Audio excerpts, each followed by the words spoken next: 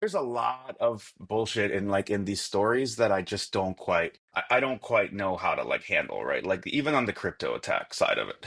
I will get to the crypto things later on. Hello, Just let's just everyone. not talk about I Hello, was about to everyone. say let's not talk about CISA for fucking 45 minutes, but since we're already at it. We will not, but I have some questions for you guys on the CISA news this week. This is CISA the three news. buddy problem. We're up to episode 38. I'm here with my buddies Costin Ryu, checking in from Romania. How are you, my buddy? Good, good, good.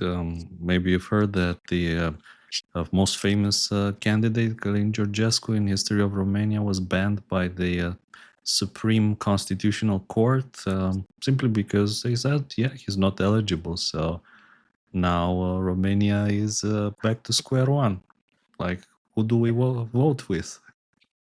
Very great news coming out of Romania. Juanito, you look like you're shacked up in a hotel room again. What is going on with you? I am shacked up. I got summoned to the wonderful land of Mountain View this week, and Work I'm stuff? now yeah, actually really exciting work stuff, but not something to talk about on the podcast, but good interesting days for Sentinel-1.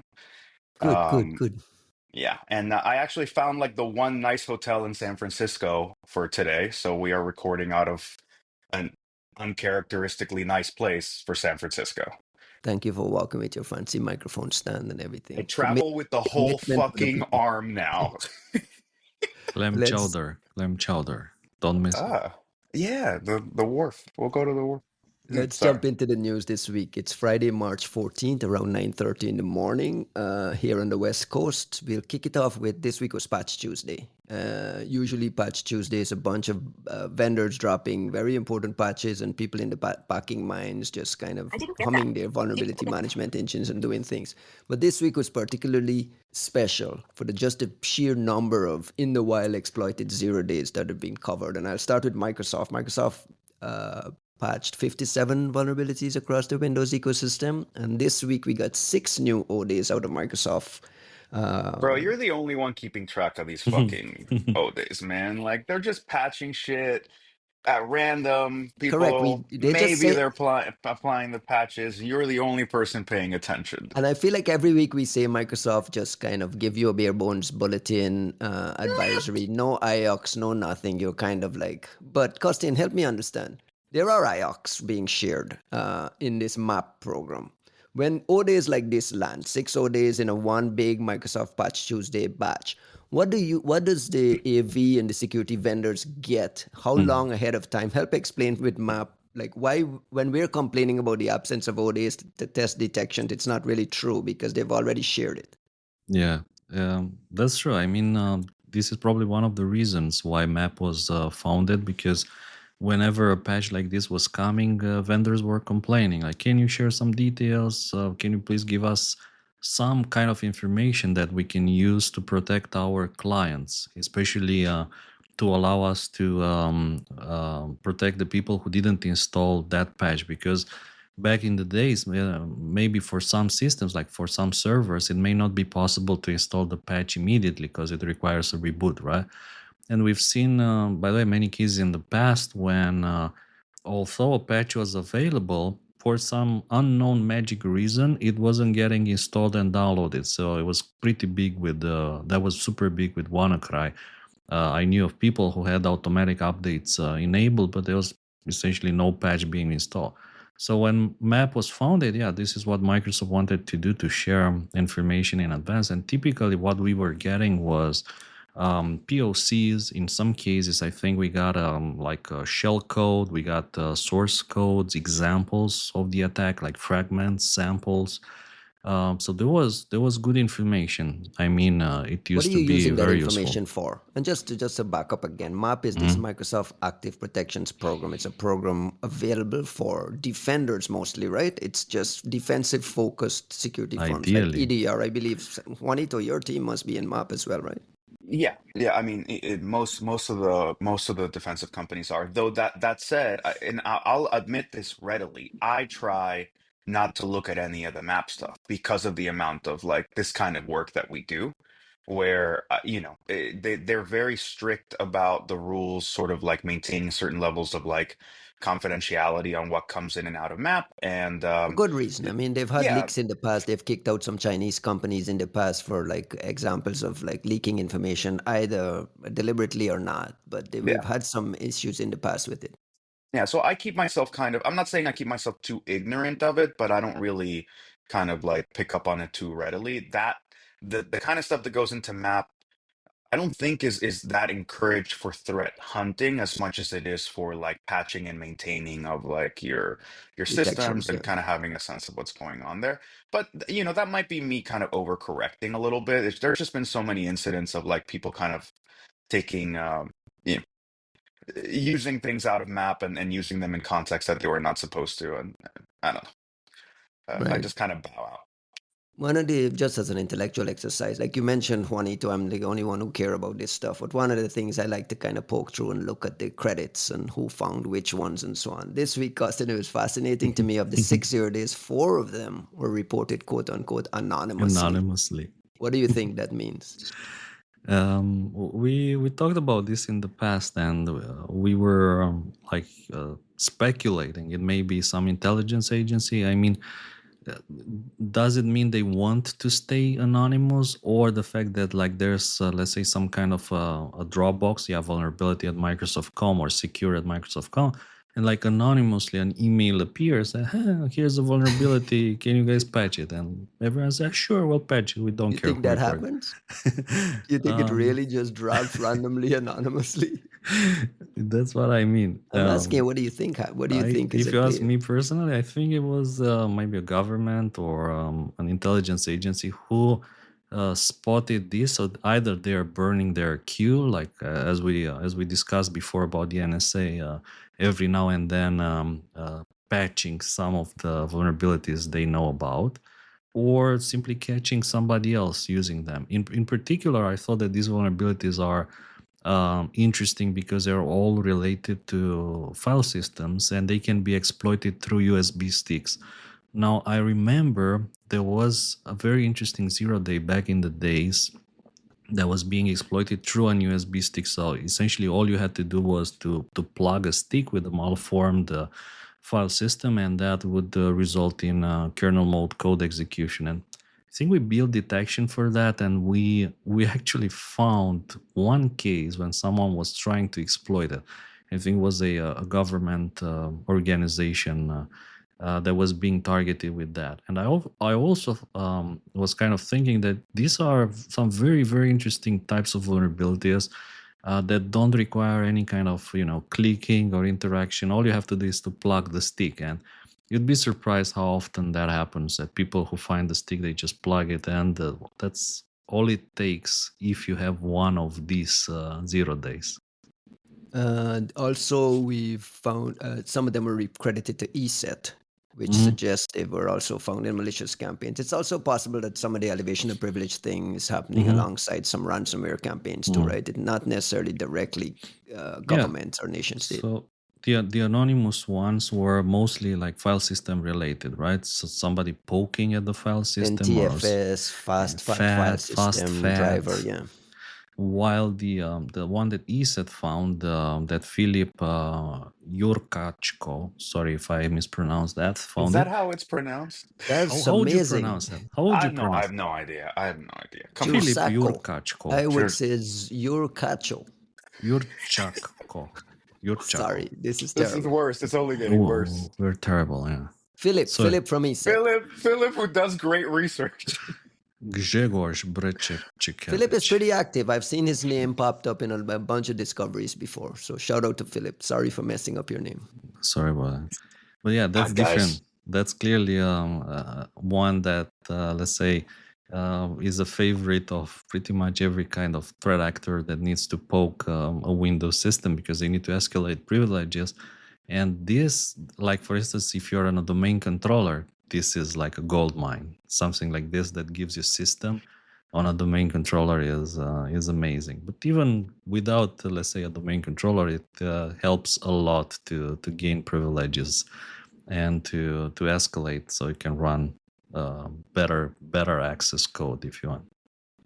There's a Microsoft Access remote code execution vulnerability that Microsoft says was discovered by a quote-unquote website called Unpatched.ai. Unpatched.ai is a very cryptic website that just lists there's a listing of their vulnerability reports, and they have been pretty active reporting Microsoft Access vulnerabilities. This is not the only CVE credited to this Unpatched AI, which is in itself the website doesn't say much about who it is, what it is. But Costin, we believe this is an AI powered thing. Is this one of those AI use cases that We you've been made it. talking We about? finally did it. So, well, What are is you saying like Unpatched this is AI? the Gen AI, like the general AI running I a don't know. You website by tell me, itself? what is Unpatched It's running a AI? website. It's not a Well, company. It's just the AI on its own. exactly. It's There's an about page. Let me read from the about page. We find please. Unpatched is used in software to help customers better identify and manage cyber risks. Many issues are unknown or silently fixed by vendors, hiding the true risk profile. With the help of AI, we are developing an automated platform to help find and analyze these issues for our customers. So they're selling some sort of feed against. If you look at the reports, they're promising some pretty significant things. But what stood out to me was how many CVEs they've had already applied to things they have found, all listed as remote code execution. So they're up to something. Are these just crashes, or we think this is just a fuzz, or what do we think is happening here? I right before the show, I spent some time trying to dig who is behind that, with all sorts of tools, like looking at the domain, which is unpatched.ai. There was almost nothing. I mean, it's whoever made it really, really tried Went to hard to great stay lengths to keep it anonymous. quiet. Yeah. Correct. There's like some Reddit posts which may be associated with them by a user. I think that is not, let's say, a lot. It's not very much. But to me, what I was thinking about this website, the fact that they claim we work with US and US ally countries, my first impression was like, this is China for sure.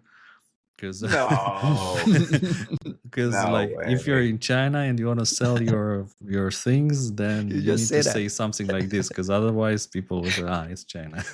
I don't think so. Yeah, probably not.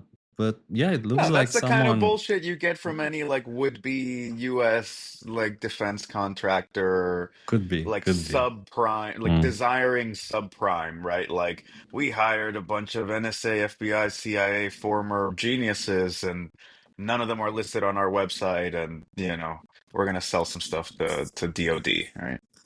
I mean, looking just at what they found so far, I think it's maybe not necessarily fuzzing, but maybe looking at the library that Access uses to parse What databases. is Microsoft Access, by the way? Like this is a database. I think Microsoft bought Good it. question. Yeah, it's a database that they bought way. I think it was way before MS SQL. So it's kind of a database that predates MS SQL, which was used a lot, especially in accounting programs. So we were using this like, I don't know, 20 years ago. And what was interesting with Access, it was they were not relying on the OLEF format. Pretty much all the other Microsoft tools like PowerPoint, Office, Excel, they were using this object linking and embedding format. Access had their own format, was like a different file format, which was kind of tricky to parse. But I think unlike OLE, it was fully documented.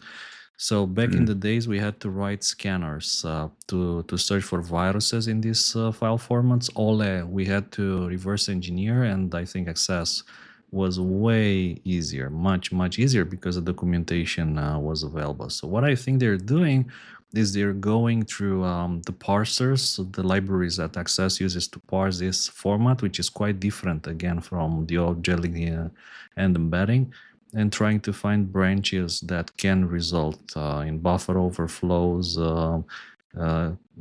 anything you can turn into exploits. And they're using AI. You think it's all automated? The I would name claims it.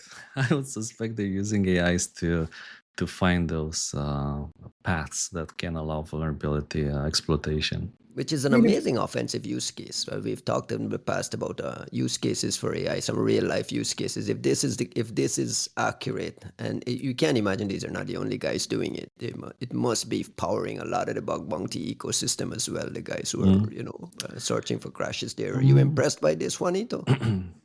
mean, I think we're reading a lot into We're very guessing and little. speculating. Yeah, Which is it's not to say that it's not happening. It's just like we're not being shown anything, right? Like if you give us like some kind of blog or technical paper basically saying, look, we're using these models, we're doing this X, Y, and Z, and it's working, then like we could genuinely start to evaluate that. That said, if they have figured it out, this is precisely what I would expect to see, which is to say you make some reports, you get some bugs patched, you don't tell anybody how you're doing any of it, and then you show up at DoD and say, hey, we're the guys that just got these past like 5 bugs patched by Microsoft, Apple, and so on, and we're doing it with AI, be that true or not, and you know that you buy shit from us.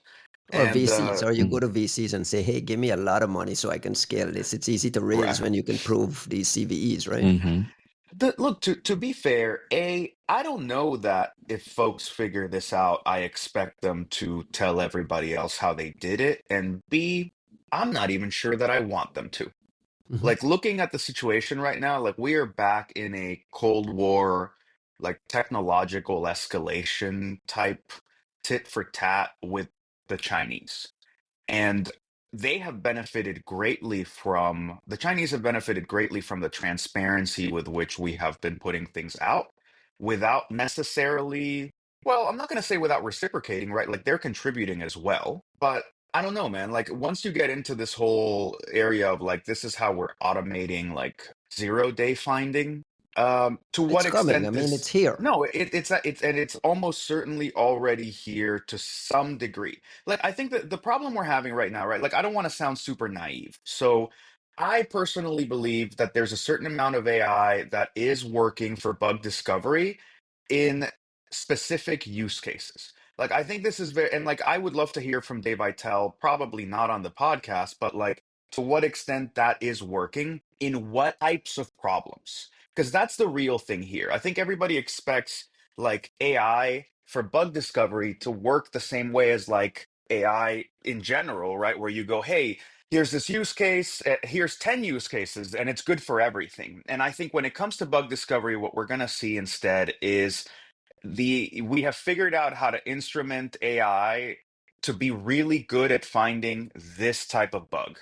Now we're going to work on a use case where it gets really good at finding this other type of bug. And like you're going to start looking at it addressing sort of classes of problems the same way that Google Zero Project Zero has been talking about since the Ben Hawks days, like 6 years ago, saying like we're trying to eliminate certain classes of bugs because they're a certain kind of intellectual exercise. They're a certain kind of like chain of thought that leads to certain kinds of bugs. Just relatedly, guys, relatedly, the story that I didn't put on the list, but I wanted to bring up quickly is OpenAI calling DeepSeek state controlled and calling for bans on PRC produced models. It's kind of related to what Juanito was just That's talking about, so this competition funny. with China.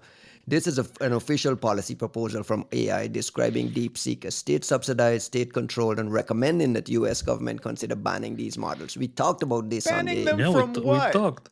we talked Banning about I them this said on the from it's DeepSeek where? coming. model. I said it's coming. Remember? What the fuck are you banning them from? I'm sorry. This is like the funniest shit ever.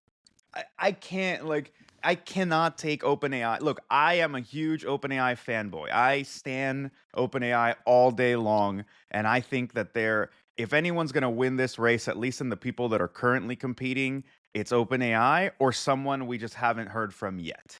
But like it's OpenAI's to lose. That said, when they try to get into this sanctimonious bullshit, like trying to engage regulators, trying to do X, Y, and Z with like, involving the sort of patriotic sentiment, that's when they lose me and I find this shit hilarious. Because I'm like, you guys have been, you've given no fucks about intellectual property. Originally, you didn't want to have anything to do with the gov. Now, like, oh, the US national supremacy represented by OpenAI needs to be protected, and protected from what? Open source, Is right? there a Like little what? bit of a pandering to the protectionist nature of the new administration? Like, what do you A expect? What do little they bit. expect? It's the This is an whole actual. fucking argument. So the Trump administration supposedly has an AI action plan, and this was OpenAI's submission. It's like, listen, these people are state controlled. We need to ban them from competing here. It feels like there's genuine fear around what DeepSeek and the open source models could present to them. I don't know if there's genuine look, maybe there is fear. That said, I don't think it's a good look for OpenAI, not because of any of what I was just saying, but actually because the whole point with OpenAI is they've been saying, look, they came up with reasoning models. Like they're the first ones that show up with like O1 and O1 Pro, and they're fucking awesome. I love them to this day. I think they're great. And they were extremely confident as they were kind of even behind the scenes, right? Like I remember being at a CTF in Vegas, and somebody coming up and asking who had created the CTF, because their internal model that had not been released yet was not able to solve one of the questions, and that was apparently very impressive. So they were like so confident in what they have internally, and rightly so, right? Like when we get deep research, and that's the only way that you can hit, supposedly that you can hit the O3 model, not O3 mini, but like the actual hardcore expensive O3 model. um, what we were getting out of it was phenomenal. I think they've been tweaking that lately. I get the sense that they're trying to rebuild deep research with O3 Mini, because I've made it too expensive, because I think I'm the only asshole on earth that's like hitting 100 deep research queries a month. I'm trying to get my money's worth, and I love Did it. they But ban you? no, no, no, no, no, no. No, I think that my What guess is happens that when you reach your limit? What do they tell you? No I more don't deep know. research for you? Well, I got to 99, and I bitched about it How on do you Blue know? Is Sky. there a counter It somewhere? gave me a little thing. It was like, you have 5 queries left until like March 12th. And then I like started metering it. But then like in March 11th, I was like, fuck this. Like I started hitting it to see what happened. No more complaints. So like I bitched about it on Blue Sky, and they you know, So you think you I don't get preferential treatment? no, I don't think it was that. I think it just so happened to match up with the time when they gave 10 deep research queries to the people that pay $20 a month. And my guess is that's because they have somehow changed what's happening in the background to now use O3 Mini instead of the full O3. And I say that because the output is not as good anymore. We're starting to get output that doesn't fit. If you tell it what you want it to look like, it it seldom fails. It seldom produces what you're asking it to produce. So if you tell it, hey, I want 3 tables and visualizations and a 4-paragraph breakdown, that's it. I don't want 5,000 words. It still produces 5,000 words. Like it's no longer following instructions that well, in that sort of like wrap up process. And I'm guessing that's because they've involved some cheaper model in the production of this sort of like well harnessed deep research thing, which really bums me out because O3 was phenomenal. Anyways, the whole this diatribe, before like getting into the specifics about OpenAI, my point was they looked 10 feet tall because their tech is always like just one paradigm ahead or 2 paradigms ahead, and they're like, we're cooking so fast and like making such cool shit that no one is going to reach us. We don't care what the other people do. And then to all of a sudden be like losing your mind because somebody came up with an open sourced version of your O1 Mini, which is supposed to be the distilled small version of your old model, and you're going to act like the world is ending, it makes you look small. Like OpenAI should just be like walking it and not trying to play this kind of dumbass game. A really good, powerful open source model is an existential threat to them, though, right? I mean, in theory. Costin, do you No. think, what do you, Sorry. No. Go ahead. Sorry. Well, I would start by saying that, yeah, it's probably time to make AI great again, like part of the new administration strategy to bring everything back at home. And I saw it coming. Like, guys, I mentioned it before. There will be a time when this will be banned, like AIs from China, from Russia, wherever, simply because I think the risk comes from integrating with them. Like, when you start integrating building on top of that and you start putting Like you them have an into entire your startup projects. ecosystem. Let's say you have a venture capital startup Mm, ecosystem built mhm. integrating with these open With source that, models from China, and they're so yeah, embedded, and now they're like, filtering out into all kinds of other sure. integration Like, technologies, and now yeah, you the can't rip it out. information It you becomes can't. difficult to Well, rip. That's what I think, and this is the reason why I think it's not that surprising that but some what's the old man is calling problem? for it. What, like, I'm saying in the sense of like we need to make an important distinction here, right? Like, Mm. are we talking about Chinese open sourced models, or are we talking about sending queries via API to Chinese companies that are running those models? I think we're Because talking also about anything, any sort of open source modeling or anything coming out of China that is connected to Correct. Chinese labs that are but owned and operated by big, massive Chinese multinational companies, I'm right? Like sorry, but anything that like, gives data how puts much of our normal open source stack is currently being either partially maintained or massively contributed to by Chinese open source developers? How much of the fucking Android stack or Linux kernel is being contributed to by Chinese? And I ask that didn't we just have genuinely. this on the podcast, Carson? Didn't we talk about this recently But about like, Linux driver Yeah, developers from like Russia being Russian kicked out? Yeah. developers. yeah. Correct.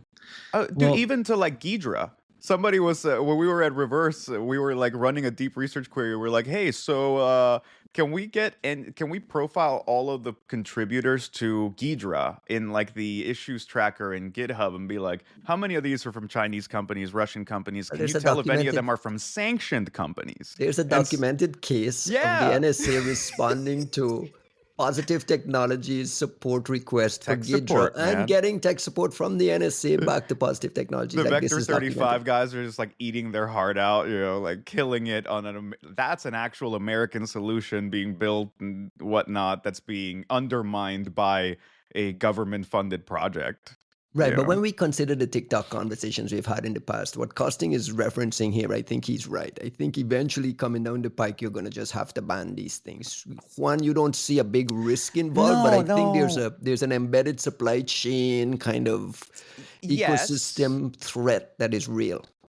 yes, within measure, and that's why I'm trying to like put some. I want us to define what we mean a little more specifically, and it's not because I don't know that we're doing anything wrong. I just think that these sorts of claims and asks are purposefully vague in ways that are not helpful, right? Like, and maybe even on purpose, right? If OpenAI is calling for the banning of these Chinese models, maybe they're hoping that somebody's going to overreact and overreach towards something that's even unthinkable. Because, look, the idea that we should ban the use and integration of Chinese companies hosting models, or even foreign companies hosting models, I think is reasonable. You're sending out an API request. It's hidden away behind some LLM wrapper, right? Like we start a company called food.ai, and people get to the Pentagon. People get to order their food through our little interface. It turns out it's just a wrapper, and we're sending our request to DeepSeek in China to resolve all that data and send back the result. Okay, totally understand why you don't want to do that. You're literally sending information from US whatever without people knowing to a Chinese company to analyze, without anybody knowing, and you're relying on their output that they're sending. So I can understand why that's a use case that you want to avoid. At the same time, we should not overreach in the sense of saying, "Oh, you should not be using these open source models in ways that you host in the US, that you're hosting as a company yourself," because frankly, OpenAI is not contributing shit to the open source ecosystem, and that's where the real innovation is going to come from, right? So like if you guys are so worried about the Chinese, infiltrating American innovation with a reasoning model, well, the only reason anybody cares about that is because no American company has released a reasoning model as an open source anything. If I could use Meta, like Facebook's thinking llama as a model, 32B whatever, then I would use Facebook's Thinking Llama instead of using Qwen QWQ32 or DeepSeek R1. But no American company has open sourced the chain of thought models. So what the fuck are you talking about? You're just telling companies to sit it out? The technology's sitting there and you're just going to be like, "Oh no. No, for America, for the flag, we're just not going to use this Chinese shit like on my Chinese built computer with my Chinese contributed to software." It's like, what the fuck, man? Look, Costin, look, before look. go ahead. I think it's important just to maybe balance the discussion, because I see what Juan is saying here. It's, to me, is very, very surprising, because Juan was always Mr. America, so I Come would on. have expected him to yeah, with the "Make AI Great Again" hat. Stay But unpredictable, man. Stay stay unpredictable. But I see the risk coming from integrating this open source model from China, in the sense that, just to give you an example, you leverage the model to write reports. And let's say, in particular, this model, the way it writes the reports, it subconsciously encourages a certain narrative in the report. So from that moment on, your reports will be pushing subconsciously, maybe it's not immediately obvious, a certain narrative about false flags, about attribution perhaps, about naming adversaries, about blaming China, if you want. And then this is everywhere. Like, you integrate, you don't know how it gets integrated in pretty much everything, from maybe smart TVs to pretty much everything you can imagine in your life. And then suddenly you realize at some point that the news that Washington Post is showing, or New York Times, they're like flagged as disinformation by your smart TV, because it relies on reports which have been produced with this open source model. So this is, I think, the kind of risk, and this may not even come from the first generation of those models. What will happen, most likely, you will integrate, and they say, like, yeah, from now on we use only open source DeepSeek, and then let's say R2 will come, and R2 will be vastly superior, and R3 and R4 and so on. And at some point, these models will begin to have a bias for one reason or another. They'll be biased in a certain direction, and you'll have to update your model if you want to be better, if you want to have more parameters, so better knowledge, more recent knowledge.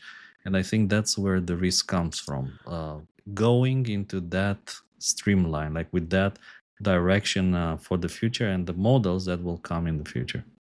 You see, I don't disagree with that at all, except that I don't think it's a future problem. I think it's a problem we have had for 2 years now.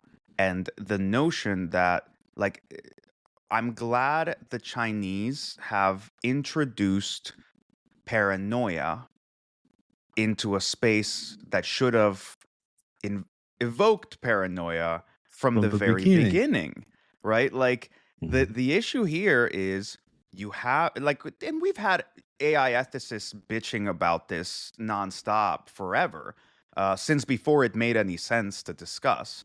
But the whole point of these models is that they are lossy compression systems that essentially reflect human bias at a variety of levels. And moreover, that bias is even present in the prompt engineering that we do. Half of the problems that we get are people don't understand that they're asking leading questions just by virtue of just the way that you formulate the question, right? Like, Kostin, the other day, you run that query, right? Like, who's the smartest of the three? Like, who's the most intelligent? You're like, look, I was like, look, man, just by saying who is, like, intelligent in itself, it's a whole lot of bias that you're pumping into it as to, like, what's a valuable feature, as opposed to, it's sort of like having to iterate on its own perceptions. And that's us introducing bias. And then the model itself, between the training data, the way that it's refined and fine-tuned, like, it is bias stacked upon bias. And I am not in any way so trusting or excited to accept the bias of American companies, particularly at a time when American companies are serving as, like, robber barons and don't give a flying fuck about anything, not regulation, not this country, and not employees, not the health of the economy. They don't care about anything or anyone. They're just Well, but DeepSeek gunning doesn't through. either. I mean, the folks behind DeepSeek, you think, are But paying no, attention to no. My IP point is laws?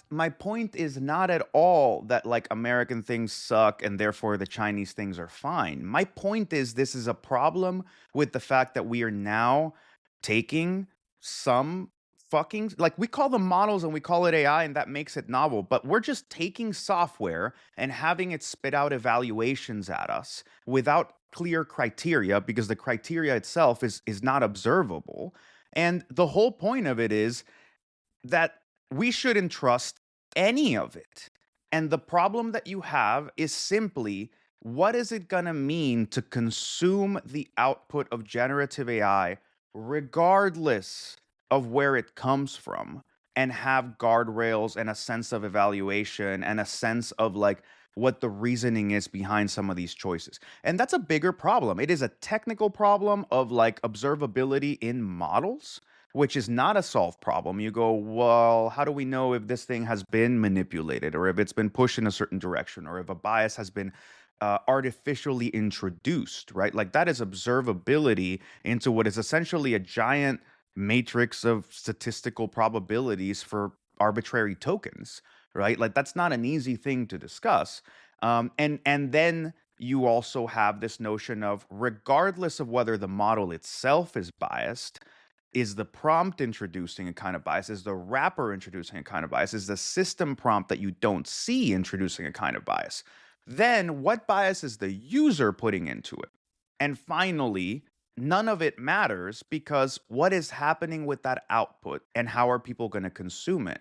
And we're right back to, okay, now you have an infinite amount of sources of shitty content trying to push you in different directions. But, 5 years ago, this was a discussion around Fox News. It's peddling lies all day long at boomers with no discernment. What do we do tonight at 9, right? Like, no fucking clue. And the real issue is a lack of like education and discernment, general, like anything. And our world is now being run by people who are proud of dropping out of school. And it shows, right? Like, it's just. Costin, is there anything else to talk about with the unpatched AI? Okay, I Trying to was get us thinking off that that tangent. Just quickly, is there any? any kind of bias, just keep this in mind. It's very much similar to disinformation ops against elections and whatever. You don't need to do like the 50% obvious bias. All you need is the 5% bias, and that 5% bias, which is invisible, like no matter, you can apply whatever tests you want, they will not catch the 5% or 1.5% bias.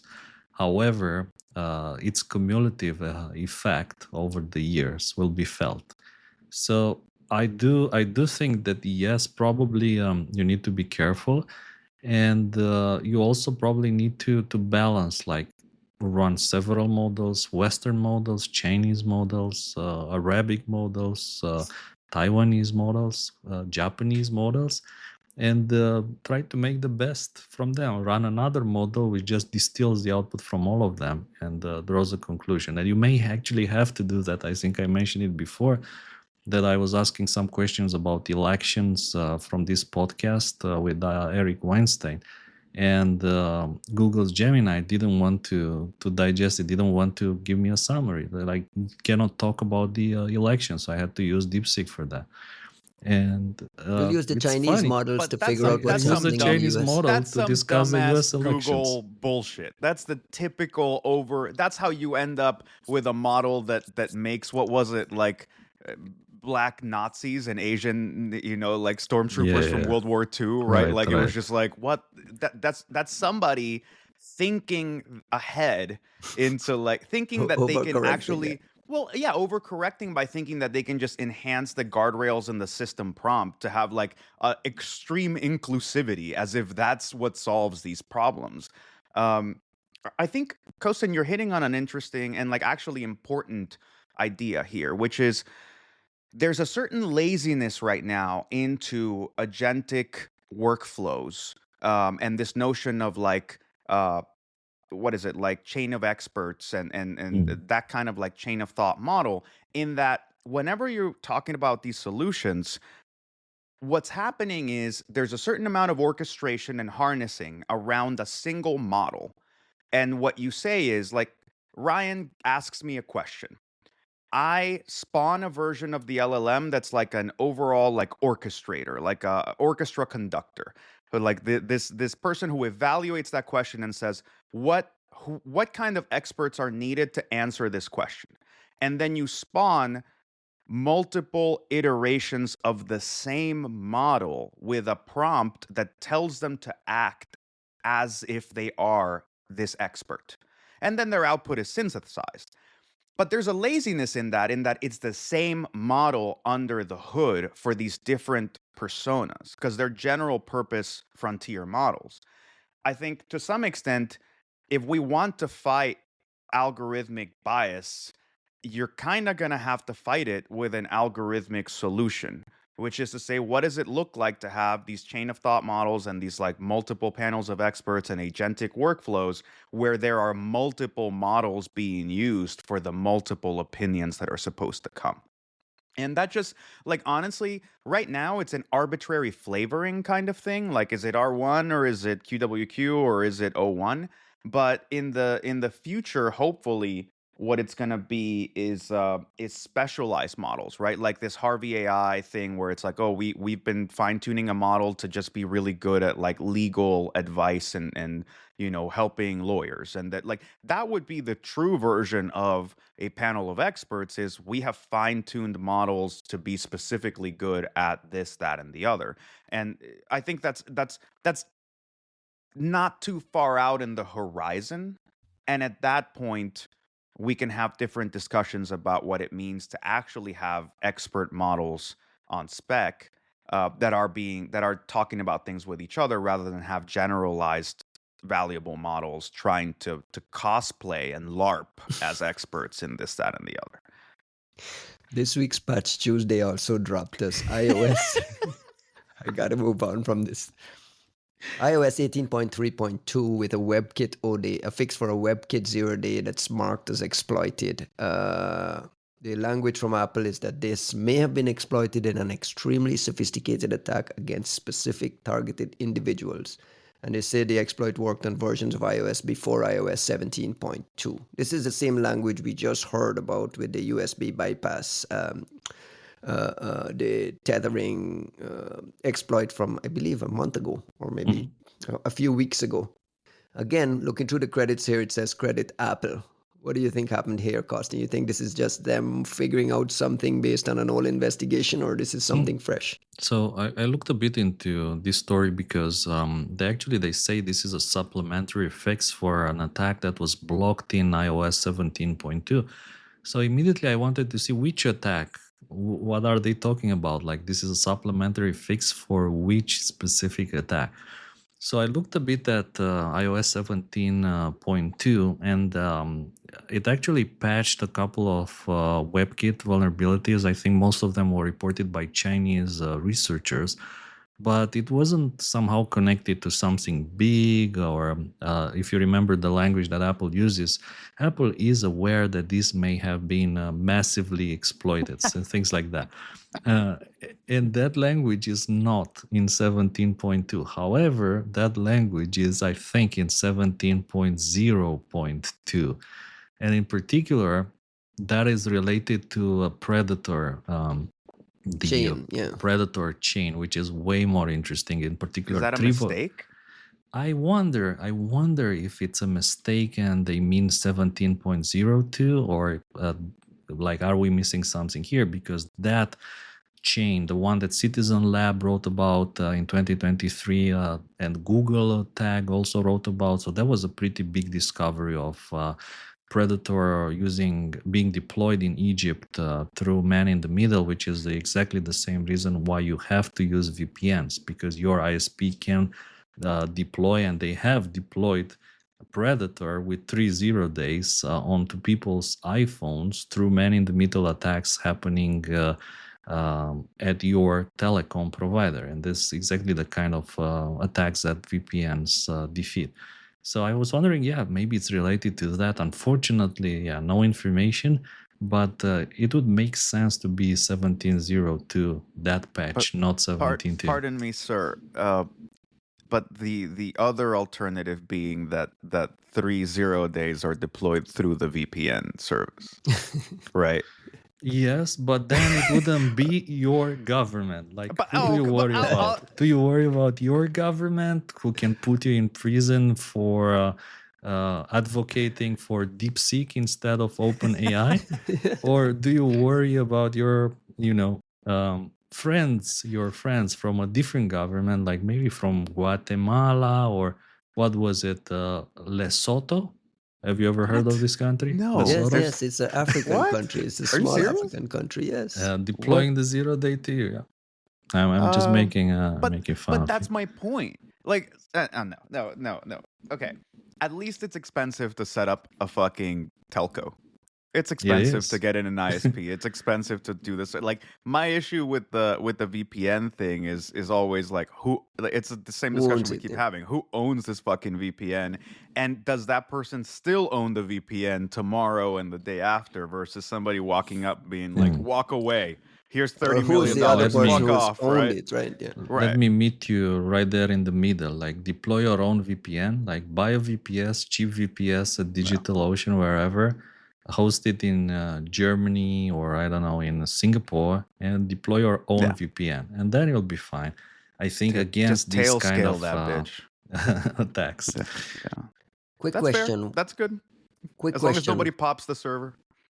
Why are people still on iOS 17.2? Is there like a technical roadblock that blocks people from upgrading to the latest 18.3.2? Is there like all the devices can only get up to 17? What's the... You see what they mean here is that it was originally blocked. So they did a patch in 17.2, maybe even by mistake. This is not clear. Or 17.02, there was a patch, and they did a supplementary fix because it would appear that, it happens that the patch is not complete. Like under some special conditions, it can still be exploited. So we're going to close it the right way. Yeah, so that could explain it. But to answer your other question, there are, for instance, if you have an iPhone X, that one is limited to iOS 16. So you cannot put even 17 on it. You cannot I put see. 18, So obviously. some of the older devices, the newer operating system wouldn't get loaded on it. So in some cases Correct. where there are these activists and so on, we're guessing that they're running old machines that can't possibly be updated. Look, an iPhone X is a wonderful device. It's like it's still. I've seen people with iPhone X, which was beautiful. Like the design itself was beautiful, and the phone still works. Like the battery is fine. The phone works very well. It just doesn't get newer iOS versions, unfortunately. There's another OD I wanted to just bring up, but just to close the loop on the batch of 0 days we saw this week was one from FreeType. FreeType is an open source font rendering library, font library. Facebook actually put out an advisory saying, listen, this vulnerability may have already been exploited in the wild, CVSS 8.1 out of 10. It popped up in my head because I've seen FreeType before in a Chrome OD exploit from a couple of years ago, and in a Project Zero description of like a threat actor that had multiple ODs and had access to a whole cache of things. Included in there was a FreeType OD that they had held on to for a long time. What do you think is happening here, Costin? Does this look like OD here? Do we think it's ransomware? What do you think is happening here? What bothers me when I say things like this, and I think a lot of other people not being native English speakers, can you explain what is the difference between this vulnerability may have been exploited, could have been exploited, should have been exploited, or might have been exploited? What's the Or difference has between been exploited? or has been exploited? Well, I don't has understand the has use is of the may obvious. have been. Like if What is like may have been? How do you like? It means we don't know, or we don't know if it wasn't exploited. Like, how do you read it? Juanito, you're the native English speaker. Oh fuck! Really? Out of wow. You can see why the white nationalists are like up in arms. It's lawyer speak. Well, I'm kind of sitting here with it where it's like with when I read may have been exploited, I mostly see it as like, in my view, particularly whenever we're talking about, let's say, like Apple advisories, like may have been, like I find those really disingenuous because they know they have been exploited, Mhm. and they're just kind of hedging their bets. I don't know why. Like honestly, it may very well be even be like a liability thing, or like if there is a lawsuit about some human rights activists getting targeted by some country that Apple can't perhaps has a way to wiggle out of being in the middle of the situation by saying like, well, we got a report, but it could have been this. It's reasonable to believe that it may have been this, but we don't know. Like, I think it's more on the lawyer speak side of things. I think you also, and I say that because in those situations, I think it's it is beyond reasonable to believe that it has been exploited because you have discovered it by virtue of somebody reporting an active exploitation in the wild. So the Mhm. notion that it may have been is disingenuous. It has been, and we have become aware of it because of that. At the same time, the in different situations, may have been makes sense, right? Like we found a vulnerability. It's actually not a really hard vulnerability to find, and other people have exploited vulnerabilities in this area, or attacks have happened where we don't know how they happened, but this component was involved and there's an easy vulnerability in it, but we became aware of it because we were doing a code audit. And you go, it's possible that these I don't attacks think that that's what's happen. happening here, though. I'm just That's a saying, stretch. if you're asking me to parse the language Right, as if right. it's Fair, in fair. good faith, those are the situations That's not a good faith one, though. where I would write this may have been, but like How would you write it if you knew this has been exploited? Would you say I would say it has been exploited. I wouldn't, we have indications that this may have been exploited, which is different No. from it may have been exploited? Well, no. I mean, look, when we see that something's been exploited, you go, "This has been exploited," right? Like Mm. and that's why I was looking for the situation in which I would write it may have been exploited, which is to say, I know this vulnerability exists in this component, and then I know there was an attack in which this component was exploited, but I don't have the incident response materials to say that this was the exact ODay that was exploited in that component. So it Mhm. may have been this ODay. And that actually, I think, applies a lot when it comes to these like garbage network appliances, because there are so many exploits. And some of them are known, and some of them are patched, and some of them are unknown, and some of them are not patched. That it may have been this one, but they had 12 other ones to choose from. So who the fuck knows, right? Like, that is a good situation for it may have been this exploit. There was definitely an exploit. I just don't know which one, right? Who typically uses free type? Is it just the browser makers and some apps that like render fonts and like thing? Like who needs to pay attention to this and scramble to patch? I'm actually not sure. I'm not that familiar with this free type thing. Kosin, do you know? I looked a bit. I looked a bit into this. It's interesting that in particular this version that is vulnerable has already been replaced with newer versions. So somehow the surface of exposure is not that high.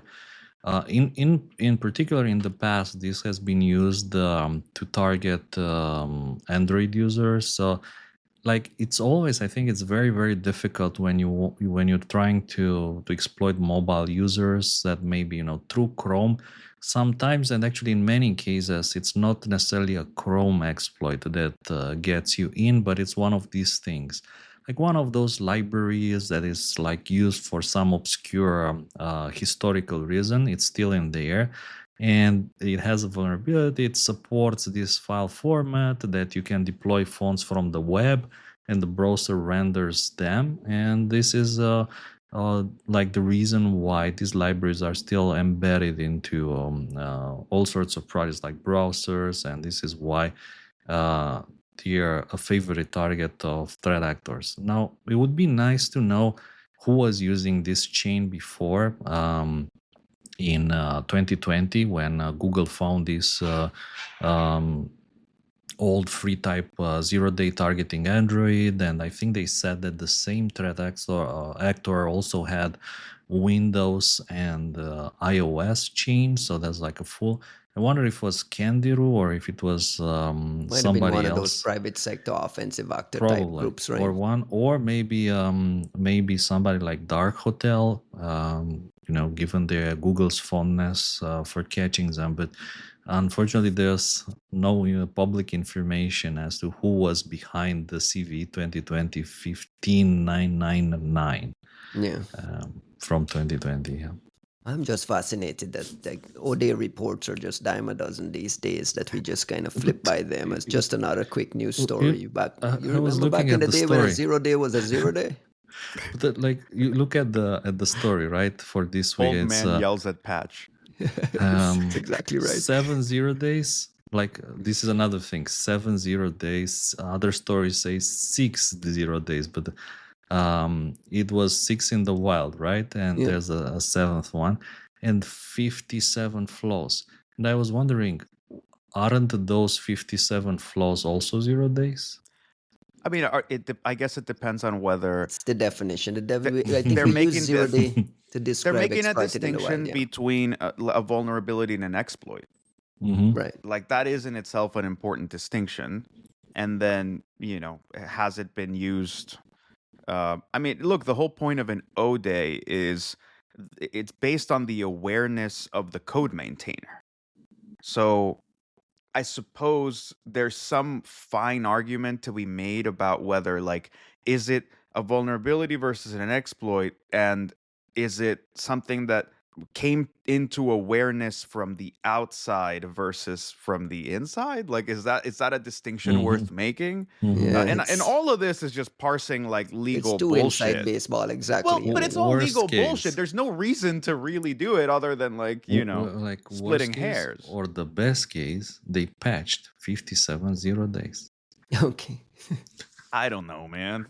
It's the fact that there were 57 0 days to patch might be a bigger problem to discuss, right? That's If what I it's- mean. If it's in an end of life project, is it still 0 day? I ask It's because still a the 0 next day. story is It's a Mandiant forever day.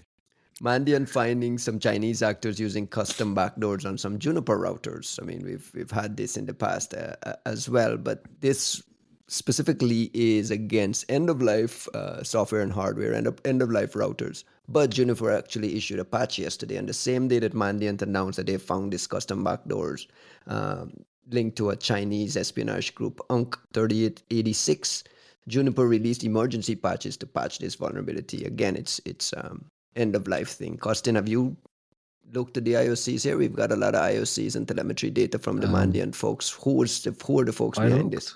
I looked at this, and there's two Yara rules as well, and I noticed that those actually the Yara rules, they do catch some older stuff that Mandiant wrote about. So I guess this is a kind of an overview blog post which looks at Old stuff, right? UNC's 3886 activity over the past couple of years.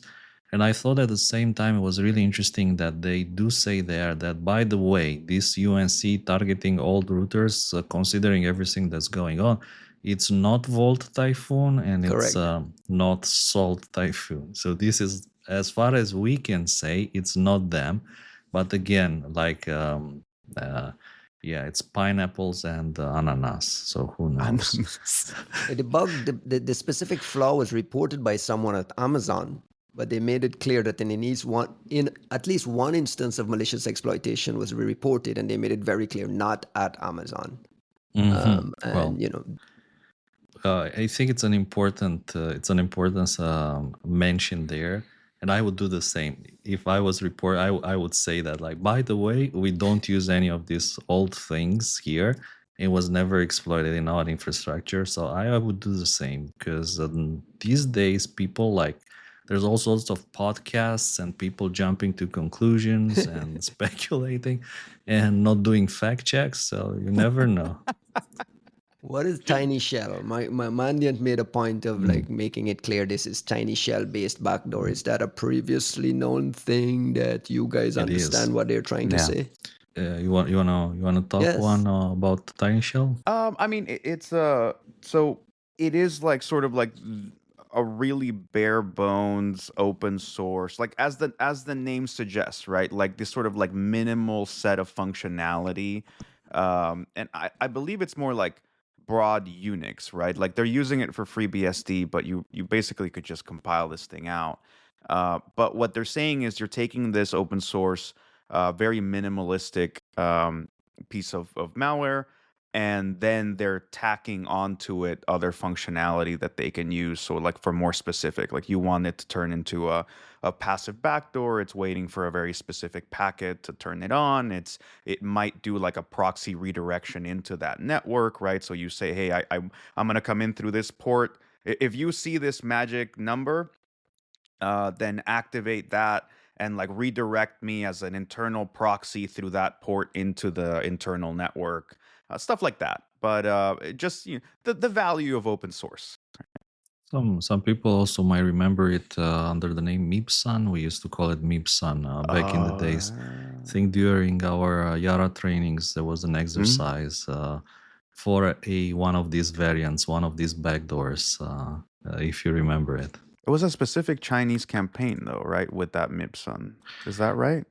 I think there's been like several over the years. That one was compiled for Solaris, the one that we were looking at back in the days. But I mean, yeah, nowadays there's a lot, including for Windows. I've seen it for Windows.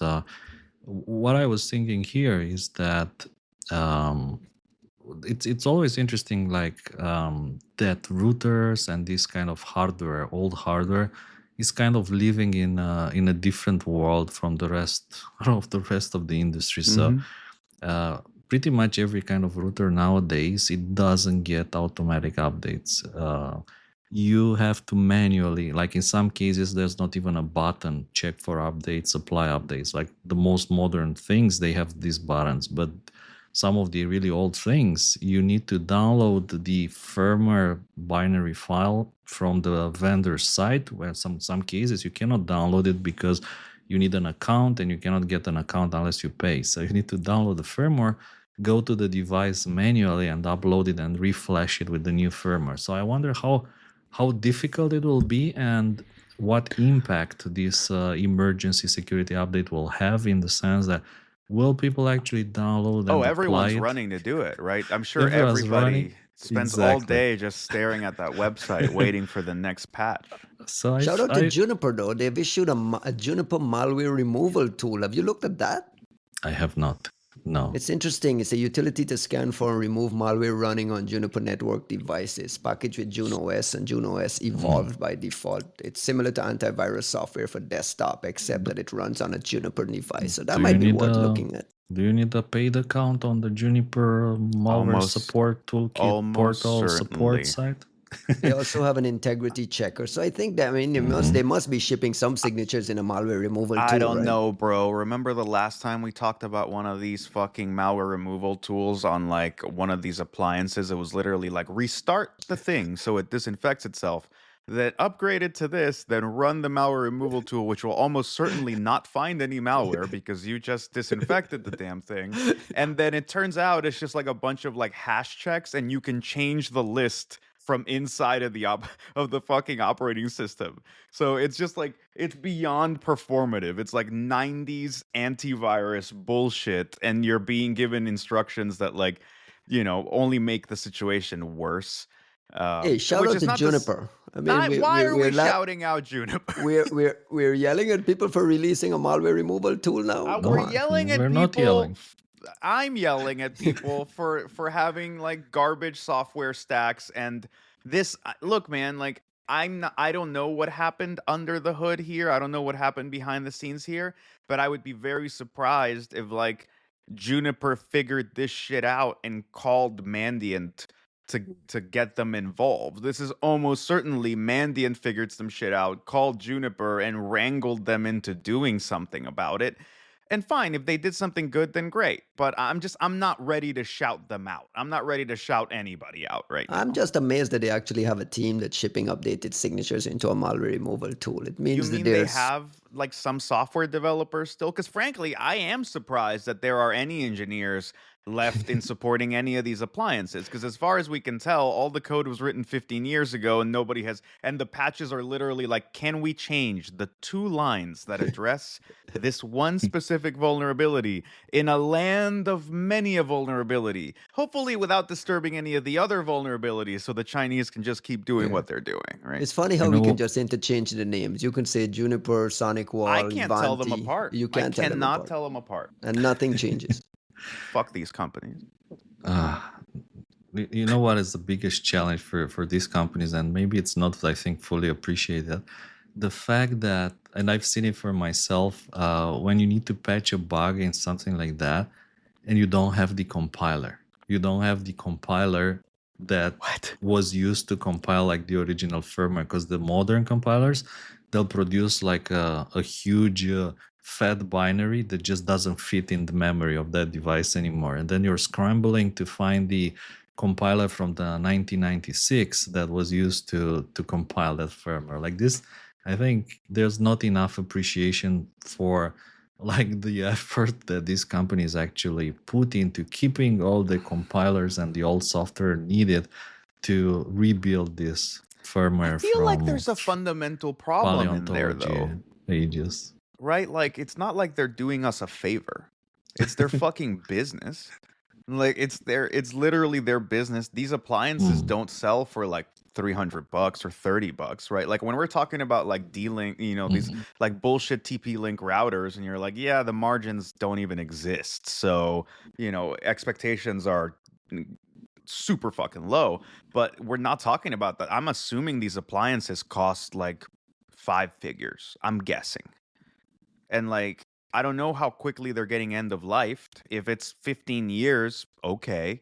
But if it's 5, I don't know, bro. And like, frankly, you know, if it is something you are actively maintaining, then having a functioning, you know, pipeline for just compiling patches is not like beyond the realm. I'm just saying, like, I it's not that I don't want to give them credit. It's not that their jobs aren't hard. It's just that it's literally their job. Like it is the description of their job to like build and maintain these fucking things. So like expecting the bare minimum of like not having these be Swiss cheese for foreign adversaries to do whatever the fuck they want. Moreover, for ransomware groups to do whatever the fuck they want with them. It's not, I'm not ready to pat them on the back for any of it. All right.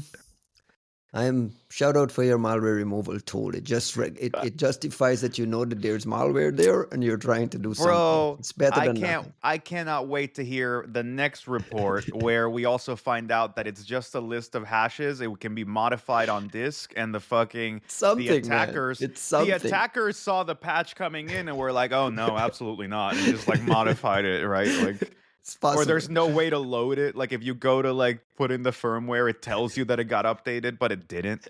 Like It's possible. there's all kinds of bullshit there. Speaking of firmware, I want to pivot quickly to a new report out of our friends at Binarly. I actually met these guys at the Reverse conference in Orlando, Takahiro and Fabio, on a pretty deep technical report on their introduction of a new method for detecting UEFI bootkits, analyzing unique code behaviors. Costin, you got a read of the report. What is the big takeaway here? What is the...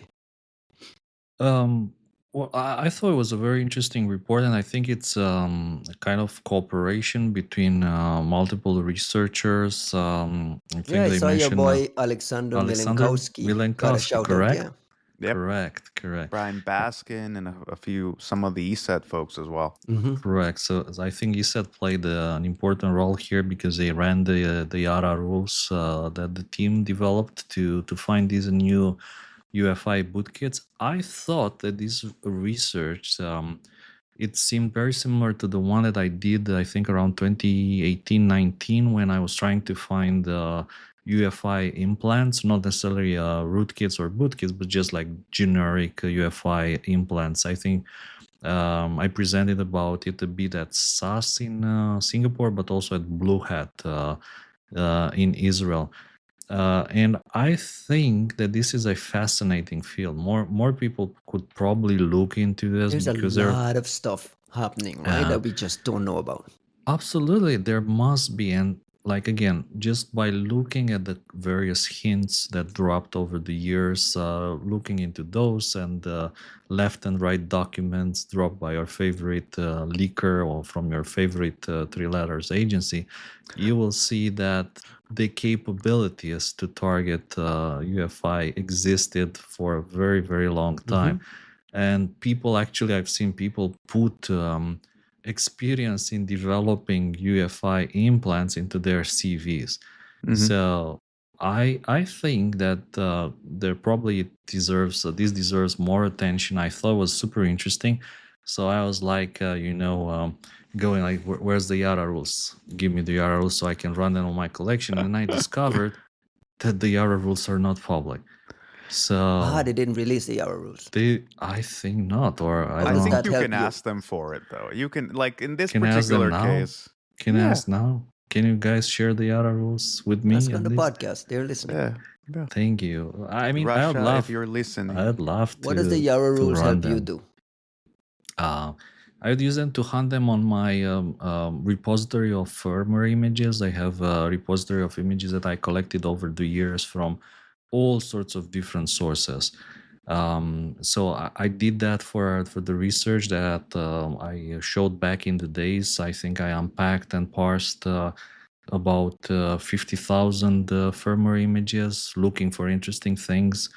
And I'd love to see how these Yara rules can potentially find more stuff. I'd love to play with them.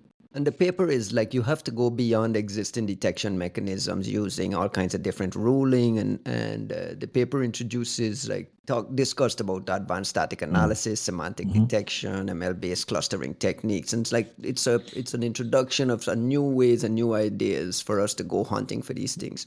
Juanito, is this something that interests your lab? Like when you guys think about UEFI-based bootkit, UEFI bootkits, and so on, is this top of mind for you to be able to detect these things? Yeah, I mean, look, I personally think this is an area that's getting sort of like tragically under explored and under. It's Invested not just generally, yeah. It's just not as big a concern as it should be, considering that this is one of like the main roots of trust that you're relying on for every other like security technology that comes on top, right? Like you're basically saying like this is the belief that the ground you set foot on when you get out of bed is solid, right? Like that is it's just like some foundational root of trust that you need. And of course, some of the higher end folks from some of the three letter agencies have been so of course they've been invested into UEFI and into like, because what a wonderful way to have persistence beyond even like reinstalling the OS, to be able to get in from under any security solution no matter what without necessarily being detected.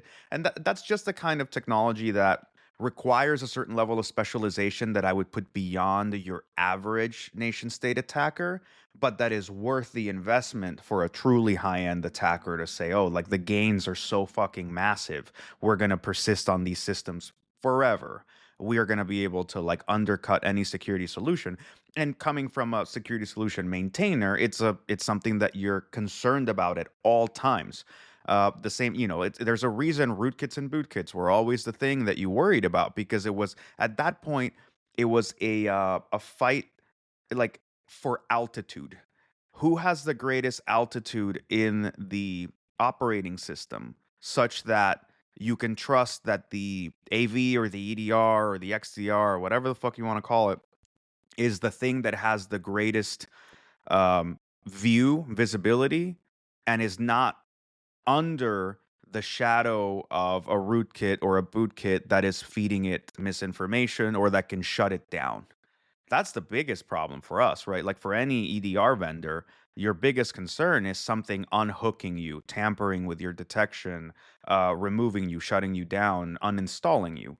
That is the biggest issue for anyone that, and honestly, it's why it's so fucking naive for people who want to create new security solutions and they say, "Oh, we're gonna build an agent. We're gonna build a brand new agent." You're like, bro, you do not understand like how much work goes into just keeping this thing alive, stable, having it not intrude or fuck with people's normal workflows, not take up too much processing power, not be slow, still be compatible after Microsoft decides that like they switch to this new rolling update basis. Now like shit gets changed within Windows 10 and 11 like every 3 to 6 months in undocumented ways sometimes, and you still have to maintain this product that isn't shutting the computer down or fucking with people's work, but can't be shut down or fucked with by some other thing that suddenly has greater altitude. Again, that's why people were so pissed off about these Microsoft signed pieces of malware, Microsoft signed rootkits making a comeback because of the new shift in their signing mechanisms. But overall, this is like one of the unexplored areas that a lot of folks in the industry like to pretend is just not a factor. Like we basically put it as our version of out of scope because considering it is such a headache and such a, potentially catastrophic situation for detection that nobody wants to think about it. And now we're relying on smaller third-party companies. Costin, why haven't more anti-malware vendors invested in doing these level of detections? Shout out to the ESET guys, because they're pretty prominent out front with some of these discoveries. They've invested into it. Yeah. I think it's a question also of return on investment. I mean, this is quite difficult to achieve in a reliable way, and I know because I've been pushing back at my old job for us to have this capability in our scanner, and implementing it in a reliable way, given how many different chipsets there are out there, like Intel, AMD motherboards, older Intel chipsets. So doing this in a way that works, let's say, on as many platforms as possible, and then it's stable and you don't crash the operating system is kind of a work of art, if you want. So I think one of the reasons this is not maybe more popular is because it's very difficult to implement, so it requires a huge initial investment, and then you run it for years and you don't find anything. And I think that one of the reasons that you don't find anything is because people don't know how these threats look like. So like all your heuristics, if you want, which are based on code emulation, like behavior blocking, even signatures, they don't work very well for malware that is designed to operate at that level. So you need to build different kind of heuristics, pretty much what they're talking about in this paper and what I was talking in my own research years ago. You need to develop a different class of heuristics looking for other kind of hints. And again, this is difficult because the amount of publicly available rootkits is just half a dozen. It's just a handful of bootkits, UEFI bootkits out there. And still people don't know how these look like. Every now and then, yes, ESET or Kaspersky or others, they just find another one in the wild that was used by, I don't know, Ghost Emperor or like another APT group. But in general, these are quite rare. And honestly, I think that there has to be even more advanced things out there, such as SMM rootkits, like system management mode rootkits, which I think that people like the author of Black Energy was discussing, like the kind of things that Lisa was talking about in the past. These have to exist in the wild, and the problem is that your even your Ring Zero antivirus solution will not find them. You will not be able to catch them. So it's still a question mark. How do you go about finding those things in the negative rings, -1, -2, and so on, like hypervisor rootkits and system management rootkits, or even other kind of hidden places. One of the things they mentioned rootkits. is that even Yara has a limitation, right? Like even Correct. the best possible use of Yara still is somewhat limited. Can you explain that a little bit? Yeah, in the sense that after all, Yara allows you to put kind of certain ideas into a semi-programming language designed to catch traditional malware, and this is what it is about. Like in hunting for UEFI rootkits, sometimes you need to take into account the fact that you're dealing with an ecosystem, like a collection of files. And Yara, by the way it was implemented, it works with one file or one block of data that it scans. But in some cases, you need to look across multiple files at the same time and like put them together and correlate them in order to say, yeah, this is what's happening here is suspicious because there's like this strange bitmap file that potentially has a buffer overflow, which triggers some encrypted shellcode that you wouldn't otherwise get to unless you trigger the vulnerability into the bitmap.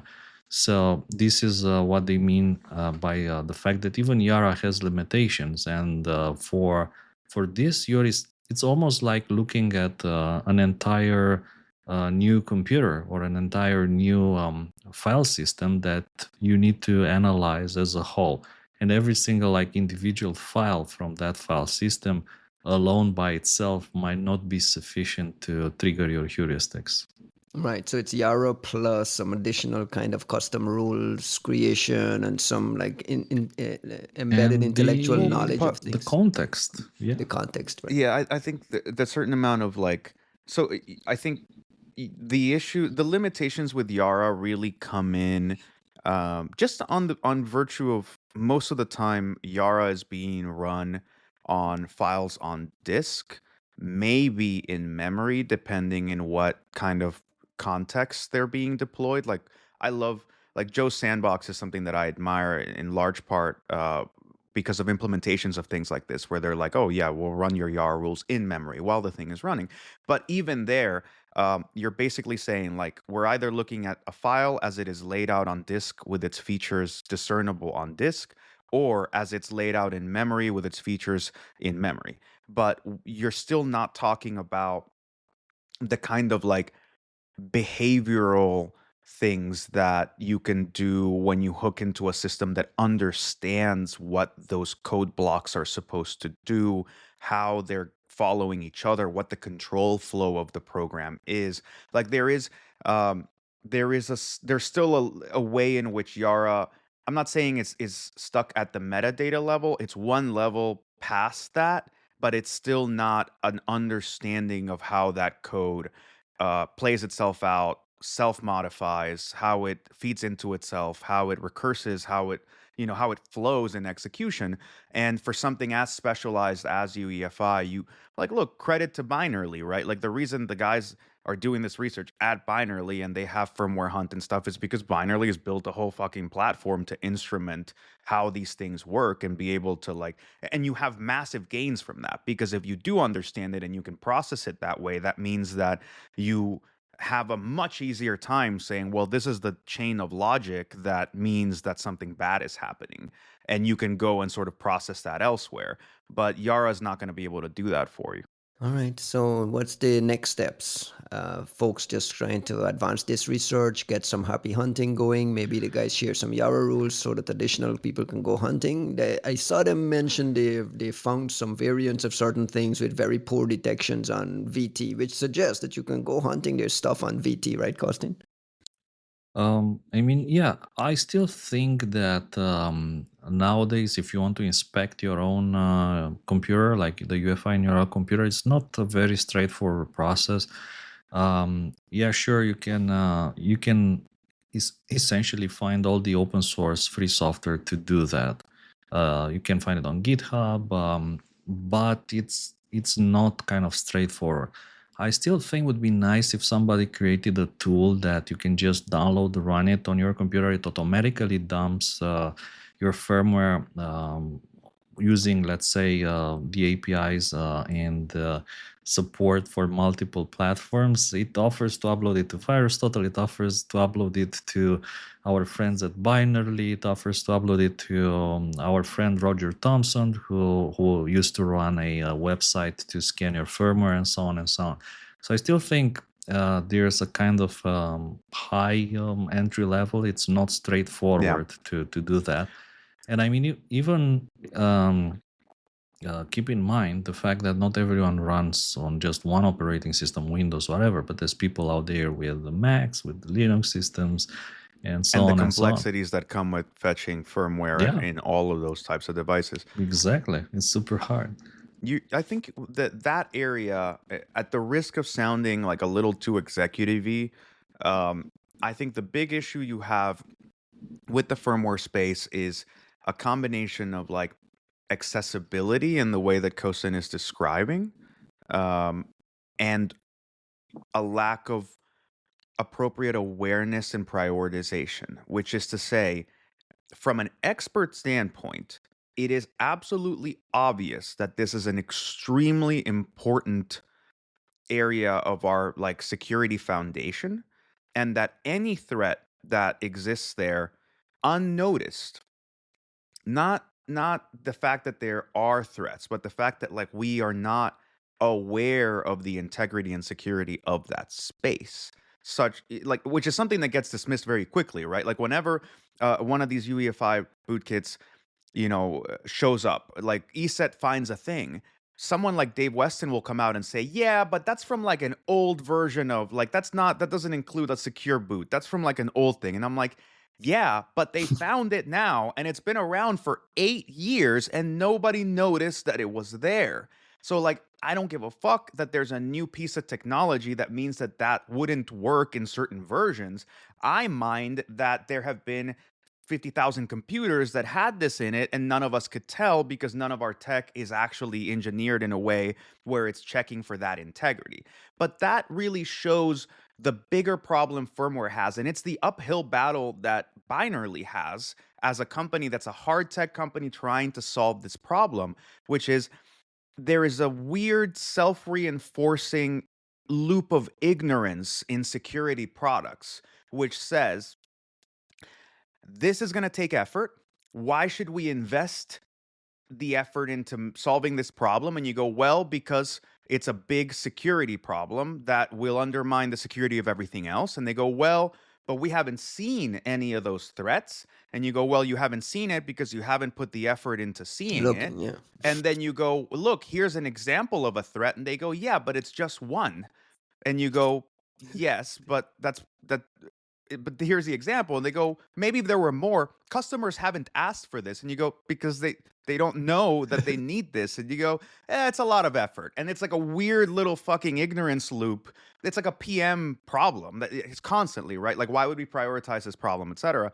But I think what we need to see and what Binarly needs to solve in a way is finding that kind of friction, that way to lower the initial friction into getting more data and showing and creating more awareness more regularly, like tying into other things, tying into how the OSs work, tying into let's say these like bullshit appliances, like all these different ways, just finding some way to making it just a little smoother for information to come in and awareness to come out.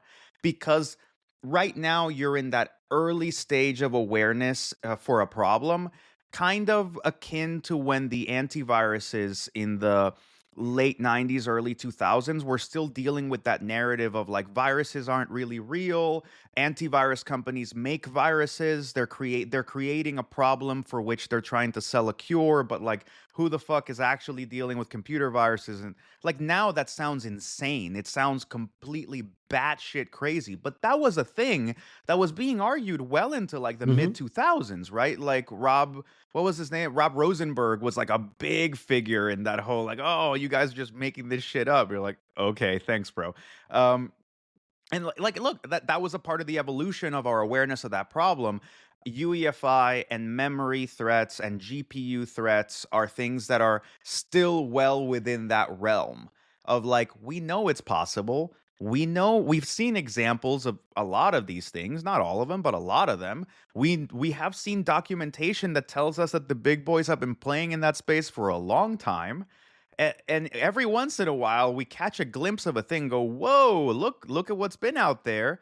But then we all just go right back to business as usual and go, it's kind of out of scope. You go. We go back So to Juniper.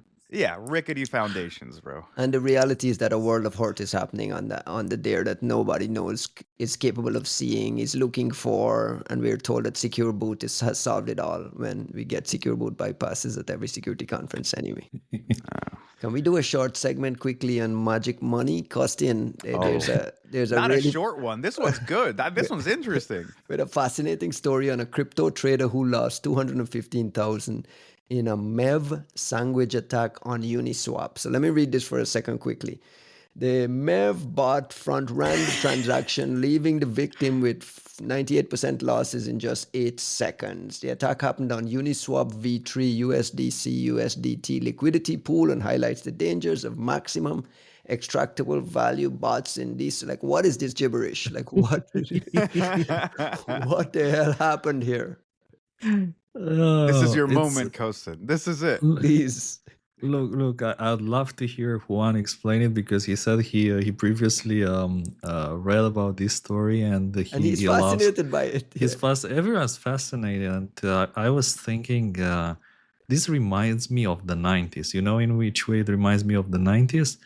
I don't know how popular these were outside, but I mean in the Eastern Europe or even like Russia, everyone kept their money in dollars. So whenever you needed like some cash, you'd go to an exchange, which was usually run by Cambio, Arabs, yeah.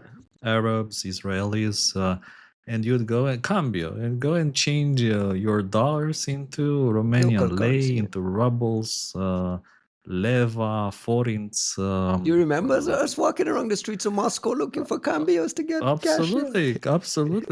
Obmen valyoty, something like this. It was in Russian. So just to change your dollars.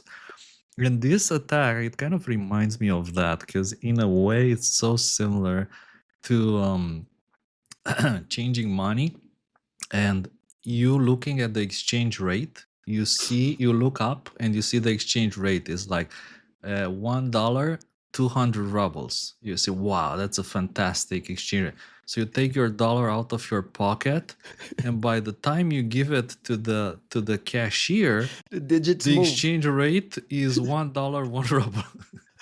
That's how it works. The guy takes your dollar, he looks back into his safe, and lo and behold, his safe used to have like, I don't know, 2 million rubles. There's just 1 ruble left. That's it. And he takes that ruble, gives it to you, and he changes like the exchange rate is now again $1, 1 ruble. So all the people on the street who have rubles, they're like, holy crap, I can now change a ruble for $1. So everyone is rushing back to change their rubles to dollars. But lo and behold, by the time everyone's queuing in front of the exchange, the rate is again back $1, 200 rubles. Yeah. So what the hell just happened? You've been sandwiched. You've been sandwiched. That's what happened. And this is, I think, how these attacks work. People like front run the exchanges. They empty the safe so that they create a temporary different exchange rate. You get your 1 ruble for $1. And then before other people can rush and exchange their worthless rubles into dollars again, they just restore the exchange rate. And you can do this, but I think there's a number of prerequisites. I've been trying to do this, not in this manner, because to do it like at this level, how it was done here, you need some kind of serious resources. Mhm. So I think the best part you need to read from this story is that the attacker sent a $200,000 tip to the Ethereum block builder, Bob the Builder, to prioritize the malicious transaction, and the attacker himself kept only $8,000 in profit. This is like so typical of these attacks. You spend 200,000 to make spend 208,000, right? To make 8,000, and like who can afford Yeah. that?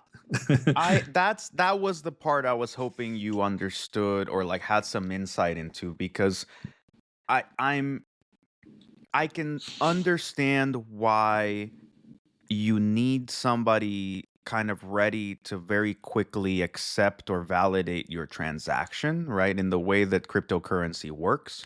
And I could see why that person would expect a cut.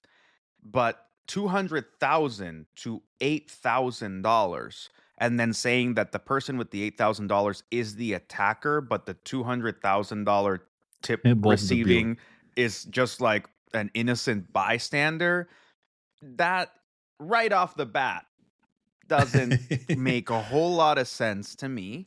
And note that like they're saying, like it seems like they're focusing on one attack, but they're saying that that same trader got Lost screwed over like up half to a like million. 700 or something, or Half a million. 500,000, $500,000. Half a million.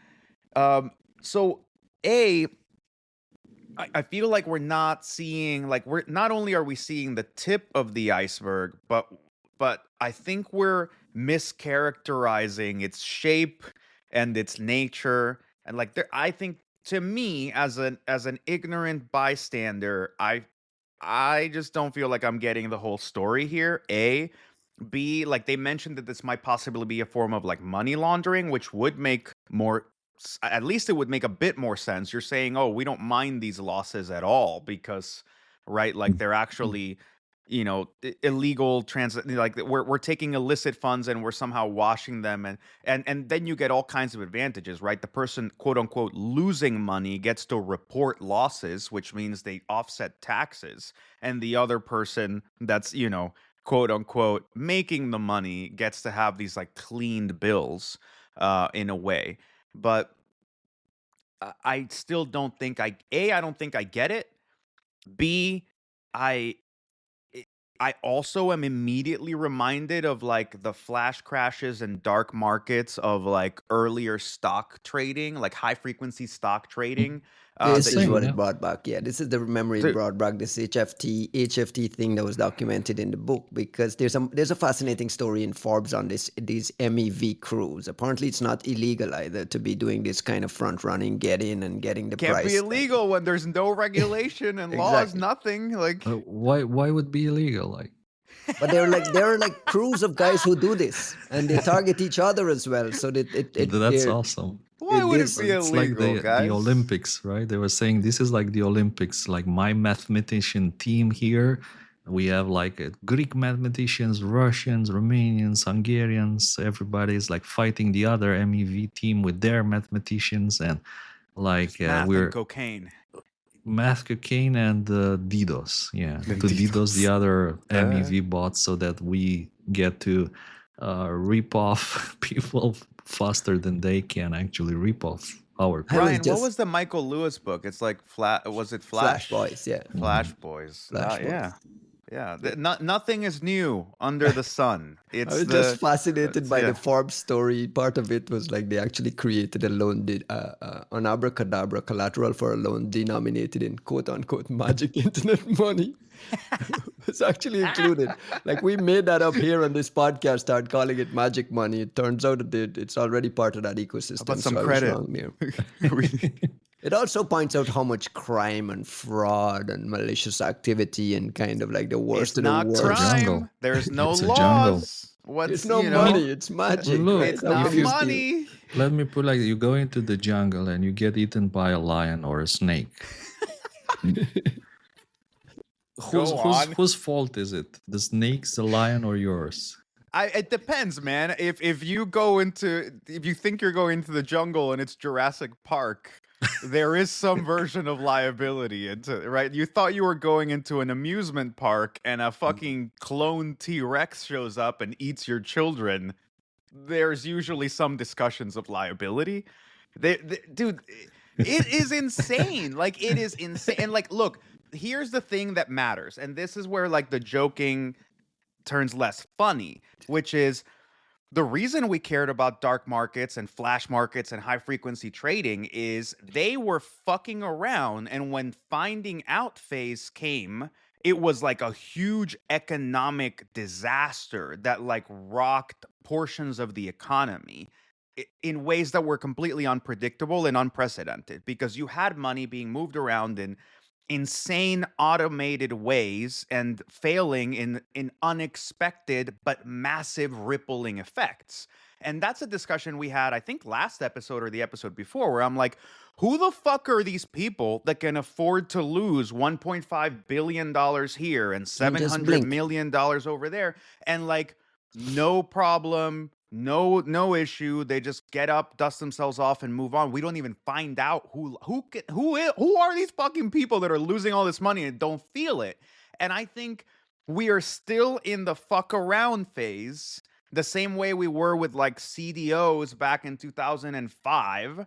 And we're soon gonna reach the find out phase where you go, oh, somewhere in this $1 trillion magic money, crazy mania bullshit phase of robots attacking robots, we actually decimated, I don't know, however many, $600 billion worth of the economy got shifted around from one place to another without us accounting for it. And next thing you know, people can't buy houses, or like fucking eggs cost $13. I don't know, right? Like shit starts to happen that we Eggs are don't know how to expensive. account for. Yeah, I heard about this. I didn't realize how few eggs I ate. I want to read the money quote from this Forbes article, and I'll put the link in the show description here. It's like they're talking about these two MEV crews, and these crews who are going in front, running ahead of each other, and like mathing against each other. And one of the guys says, Fucking "You might be nerds. friends with people, but at the end of the day, you're all just trying to bankrupt each other." And it feels like that's just such a perfect summation of what this magic money ecosystem looks like. It's just fascinating. It just do, but what I do love about the magic money ecosystem is that it shows you the depravity of investment bros that you don't get to see because their casinos are like skyscrapers. So like you don't get to, if you have hung out with, I used to host investment banking movie night at St. Andrews back in the day. And it was because I loved hanging out with the sociopaths that go into investment banking and like seeing the true frothing at the mouth that comes with taking someone's money, making it your own, and trying to keep somebody else from taking your money. And like it's all numbers, right? And you could tell the people who thought they were going into it because it was a career where they were going to make good money and it was a stable source of income, all of those people flame out of investment banking within 6 months or a year. They can't stand it. But the sociopaths, those fucking people, like that is their environment. And it's just like M&A and all this shit. You're like just moving money around, crashing things, fucking people over, and making money hand over fist with no explanation for where that money came from. Those people thrive. And you can see it naked in the cryptocurrency space because no one cares if it's an obvious rug pull. Nobody cares if it's obvious fraud. Nobody cares if it makes no sense. It's just a vehicle for moving numbers around. And if you're smarter and take money, awesome. And if you're dumb and you lose it, well, fuck you, right? Like it's Costin, just naked. Costin, why are you having him go at you like this? I This don't is see your like world, this is buddy. not coming at me. Like I No, just no. wanted to ask you a simple question. Do you guys watch UFC? A little bit. A little bit, yeah. It's fun, right? It's like it's still fun even if like people are blowing their teeth out and like bleeding and kicking the shit out of them, right? This is no different from UFC. This is like UFC for math nerds and Rich people. sociopaths and yeah, Greek mathematicians. Eddie, It's the same thing. I listen, don't know. if you're playing with magic money again, you need to be putting your wallet, your laptop in a safe somewhere, right? Like how do you protect against something like this?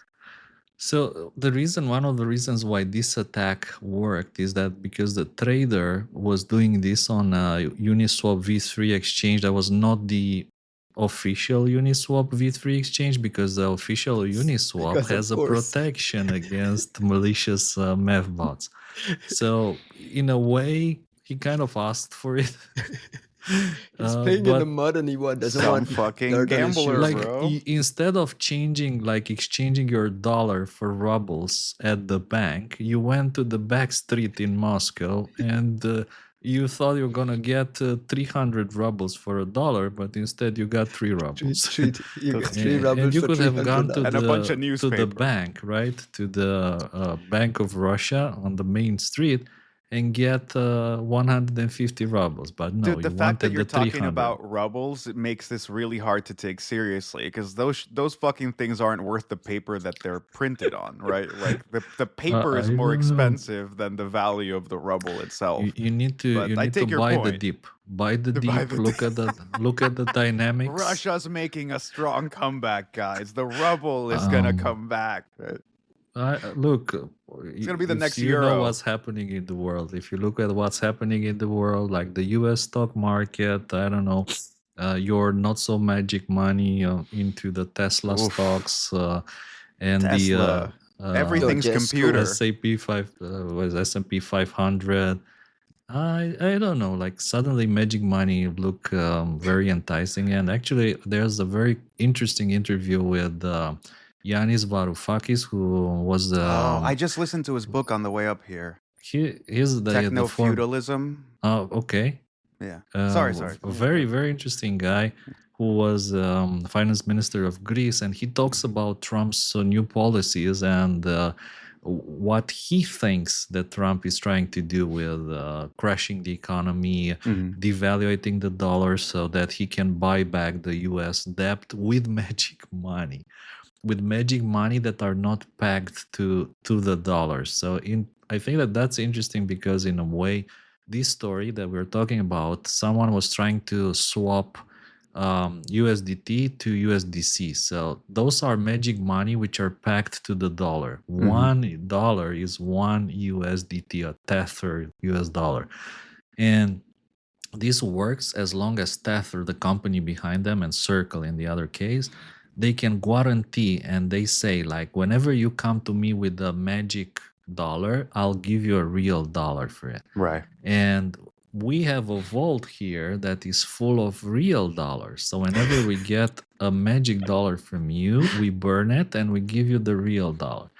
And this works as long as they have as many real dollars in the vault as magic dollars.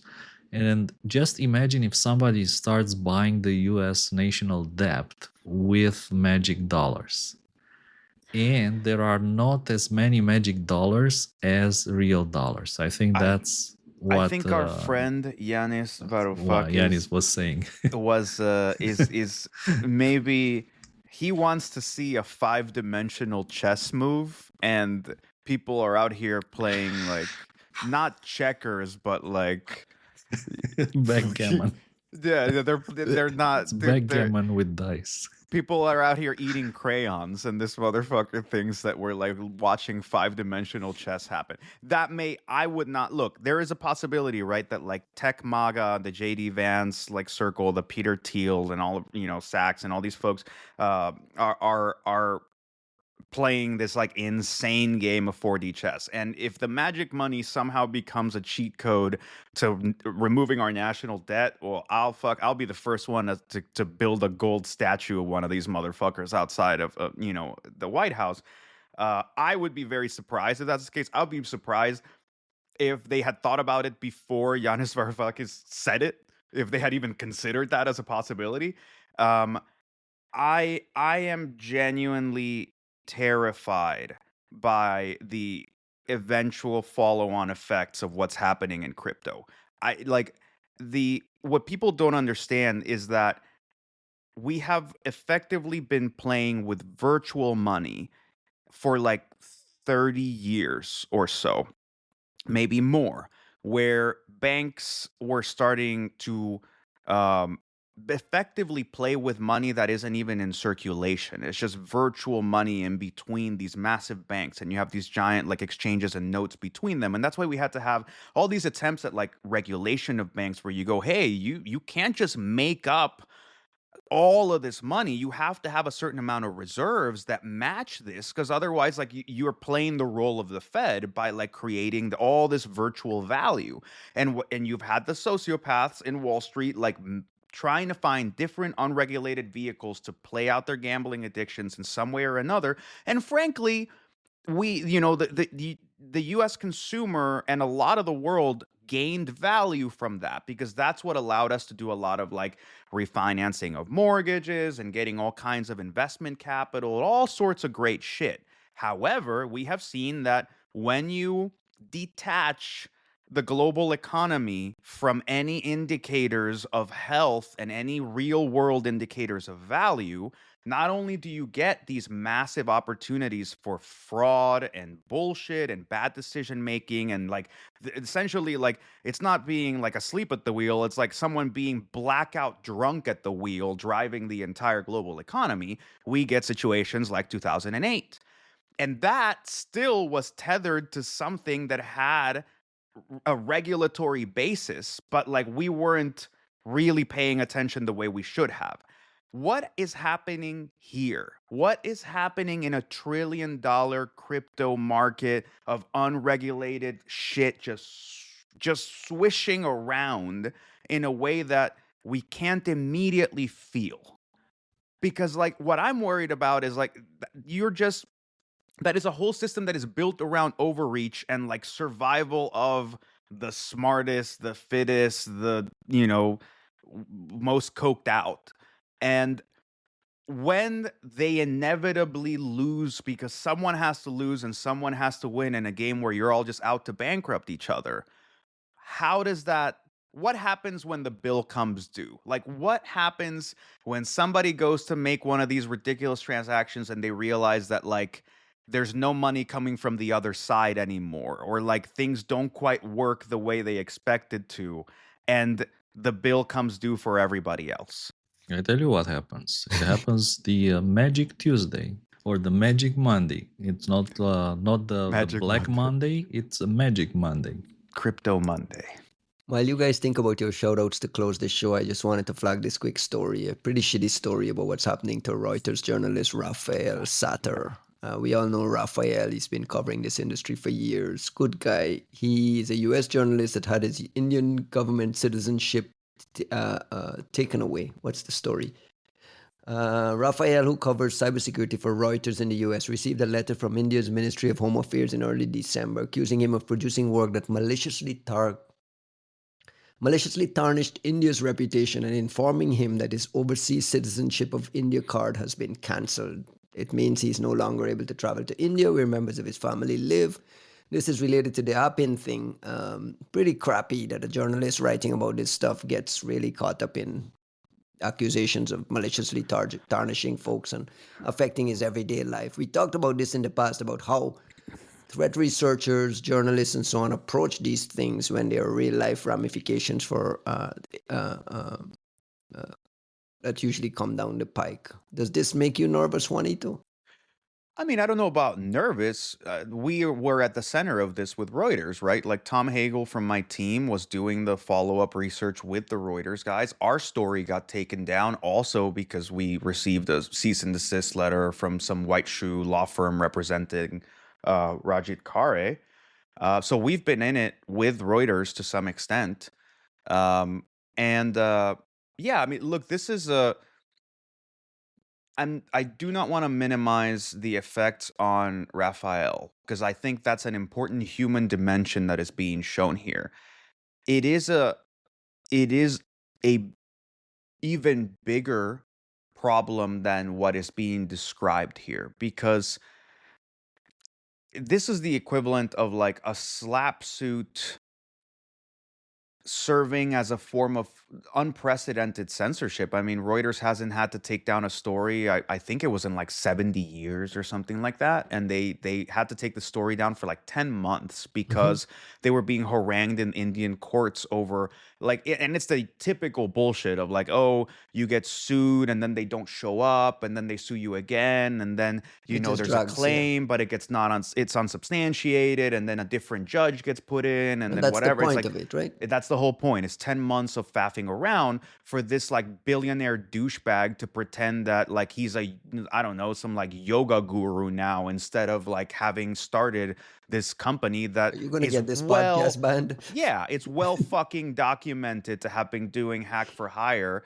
And what Reuters got their hands on was like a lot of original sourcing that not just showed that it was hack for hire, but that it was interfering with legal cases in Switzerland, in the United States. Like there has been actual real world fallout of all these operations.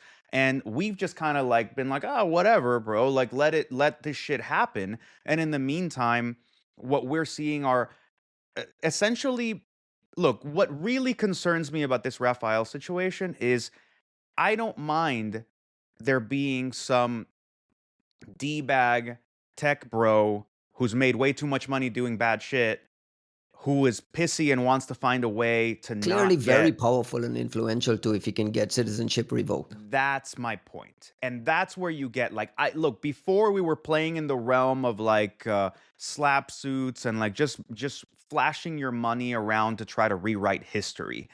But now we're talking about them having influence at the level of like the world's largest democracy, Correct. apparently, and being able to influence citizenship decisions and God knows what else. And that is And where not in the background either, but documented that you're maliciously tarnishing the country's Yeah. reputation. Right. Which, So like, which so means there it's is a overt, sense yeah. of the equivalence of, right? Like, it's kind of, it's fascinating because essentially the Indian government is tying their reputation to what these companies are doing, and that's where you go, whoa, wait a minute, man. Like, there's a lot so more to silly, yeah. India, and it being an actual legitimate important contributor to the global economy and a respectable nation. And when you do shit like this, the only person tarnishing the reputation of India as a country is whomever the fuck thinks that it's appropriate to enforce this. Yeah. So, shout out to Raphael. He's been like, his integrity has been paramount in all of this. I've gotten to watch how some of the sausage is made, and him, Chris Bing, and some of the other folks involved like have put on real work. And at no point have I seen them act with anything less than like complete integrity and devotion to the story, even as things like got pretty hairy for everybody involved. And I hope situation gets better. Like, even for everybody involved, even for the sake of just looking at India as a responsible player in the stage and not just some like bullshit Rogue nation 2-bit doing, oligarchy. Yeah, like what the this is beneath a country like that. Costin, you have some thoughts on this story at all? Yeah, it's what can I say? It's very sad and worrying. And again, I don't think that there was anything wrong in the stories that Raphael. They were like very thorough, very well written. Everything was pristine. Everything was beyond any kind of doubt. So not only that, but I don't think that at any point when what they're saying is that he operated without a journalist license or something like this. I mean, come on, let's be serious. None of that holds water, if you want. So I hope that, yeah, I saw there's currently Raphael's lawyers are appealing this decision, and there's a very good chance it might be overturned. So I hope that is the case, and I couldn't but think if the U.S. government shouldn't maybe play a more active role in this story. And the reason is that, for instance, for the Binance exec who was jailed in Nigeria, if you know the story, just to draw a parallel with the magic money, the U.S. government intervened and got him out of there, essentially helping him. Was it Binance or CoinDesk? Was it Coinbase? Binance, yeah. This is the guy who was arrested in Nigeria. That Andy Greenberg had been covering and writing closely about, right? Yeah. Correct. So just imagine Andy Greenberg simply maybe getting a similar treatment because of the stories that he was writing. So I think, that journalists should be protected, that maybe states should care more, and governments should get involved more to protect journalists and to take their sides, if you want. And that's why I think that story with Tigran was a nice, if you want, conclusion. Yeah, he was released, and I think he's backstage. He's back in the States, yeah. Some closing shout outs. Juanito, I'll start with you. Anybody you want to give some shout outs to quickly? The That's a good question. I don't know. You ask me this every week, and I never prepare Yeah. for it. Like I never think it through This is before the this is the part of time. the show where you get to do free plugs for anything you like, anybody you see, any You're bit of right. work you've done. Don't make it anything. It shouldn't be too hard. Yeah, I don't know, man. I want to see where things are going from here with all this AI shit. The discussions that we're having about models and stuff, like they are sideshows.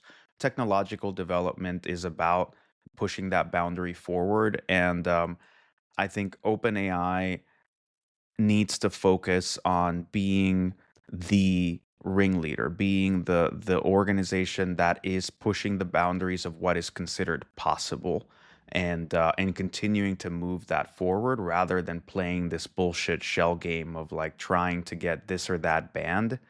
Yeah, Sir, they this can is love. this is the shout out section. This is not to What? shill for No, my OpenAI again. point is to hype them up at doing what they do well. I love their tech. I love what they do. I want to see deep research get better. I want to see more consumer stuff come out. I love that shit. They're doing great work on that front. Focus on that front.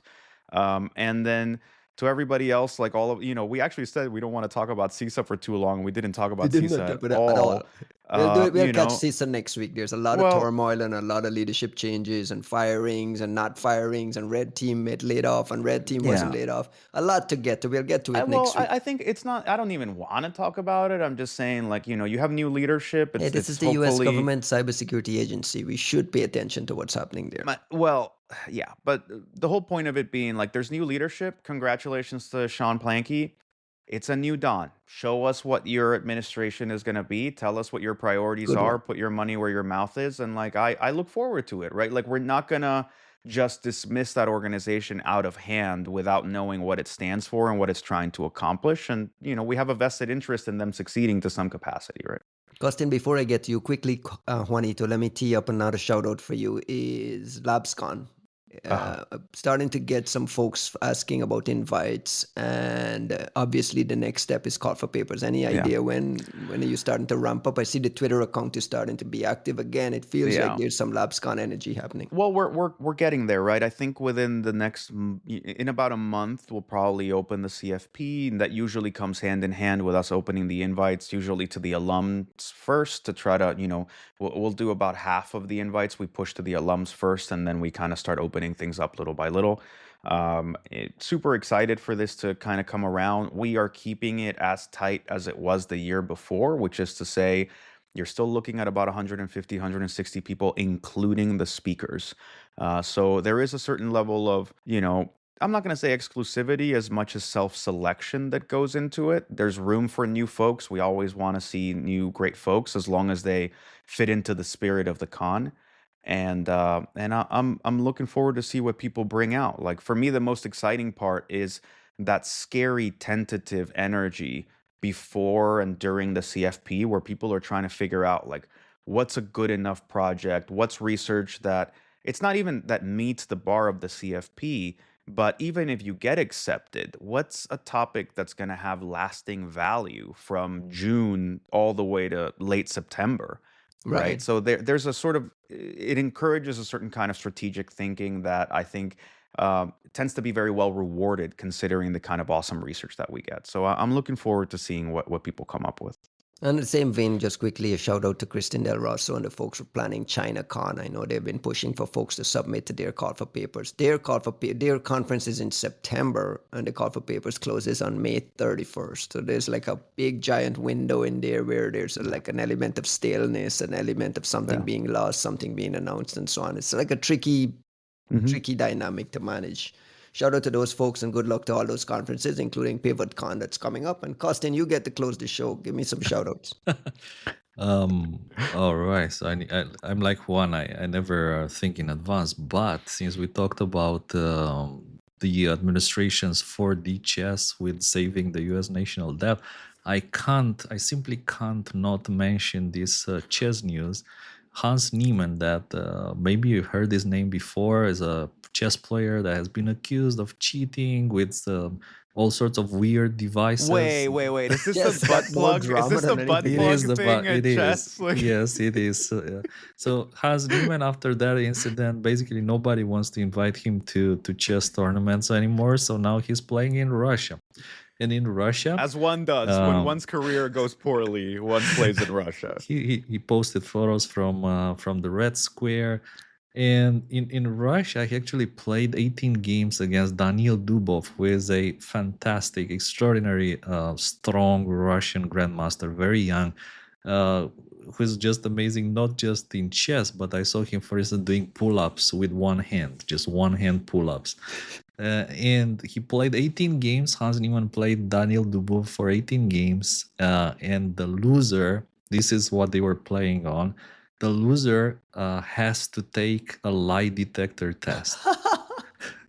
And Hans Niemann lost 1 point. He lost 1 point to Daniil Dubov, and now he needs to get a lie detector test where the other guy, Daniil, can ask one question. And this is exciting. everyone's excited, like what the question will be. What will Dude, the question chess be? is getting sexy out here. Like, these dudes are finding ways to Dude, like every actually make it month there's a interesting. new cheating scandal, and like there's people wearing the wrong shoes and the wrong jeans. It's like Yeah. super crazy. You not only that, but like one of the greatest stories that happened recently. Magnus Carlsen, possibly the greatest chess player of all times, he was playing in the finals of a Blitz, a FIDE Blitz championship. And he was playing Jan Nepomniachtchi, which is he's a Russian player, and they were playing in the final. And at some point, after a couple of draws, Magnus said, "Listen, like we can play like this forever, or we can share the first place. Like, do you agree?" "Yes, I agree." So they went to FIDE and said, like, we won. Both of us won the gold medal, and FIDE said, "Sure, like you can both have the gold medal." So just imagine, like in UFC, like in the final, they said, "Hey, you want to fight? Nah, you want a gold medal? Yeah, let's share it. Like we both won the gold medal." So there's a lot of funny things happening. So if like, and this gets me back to my shout outs, is to all the people in security and computer security playing chess. Shout out to you. There's a lot of them. Have fun. Yeah. We need to organize a championship Security sometime. chess again. Security chess part 2. Thank you, gentlemen. To all the CISO folks, we'll get to you next week. Oh God, everything's computer. Everything's computer. Wow.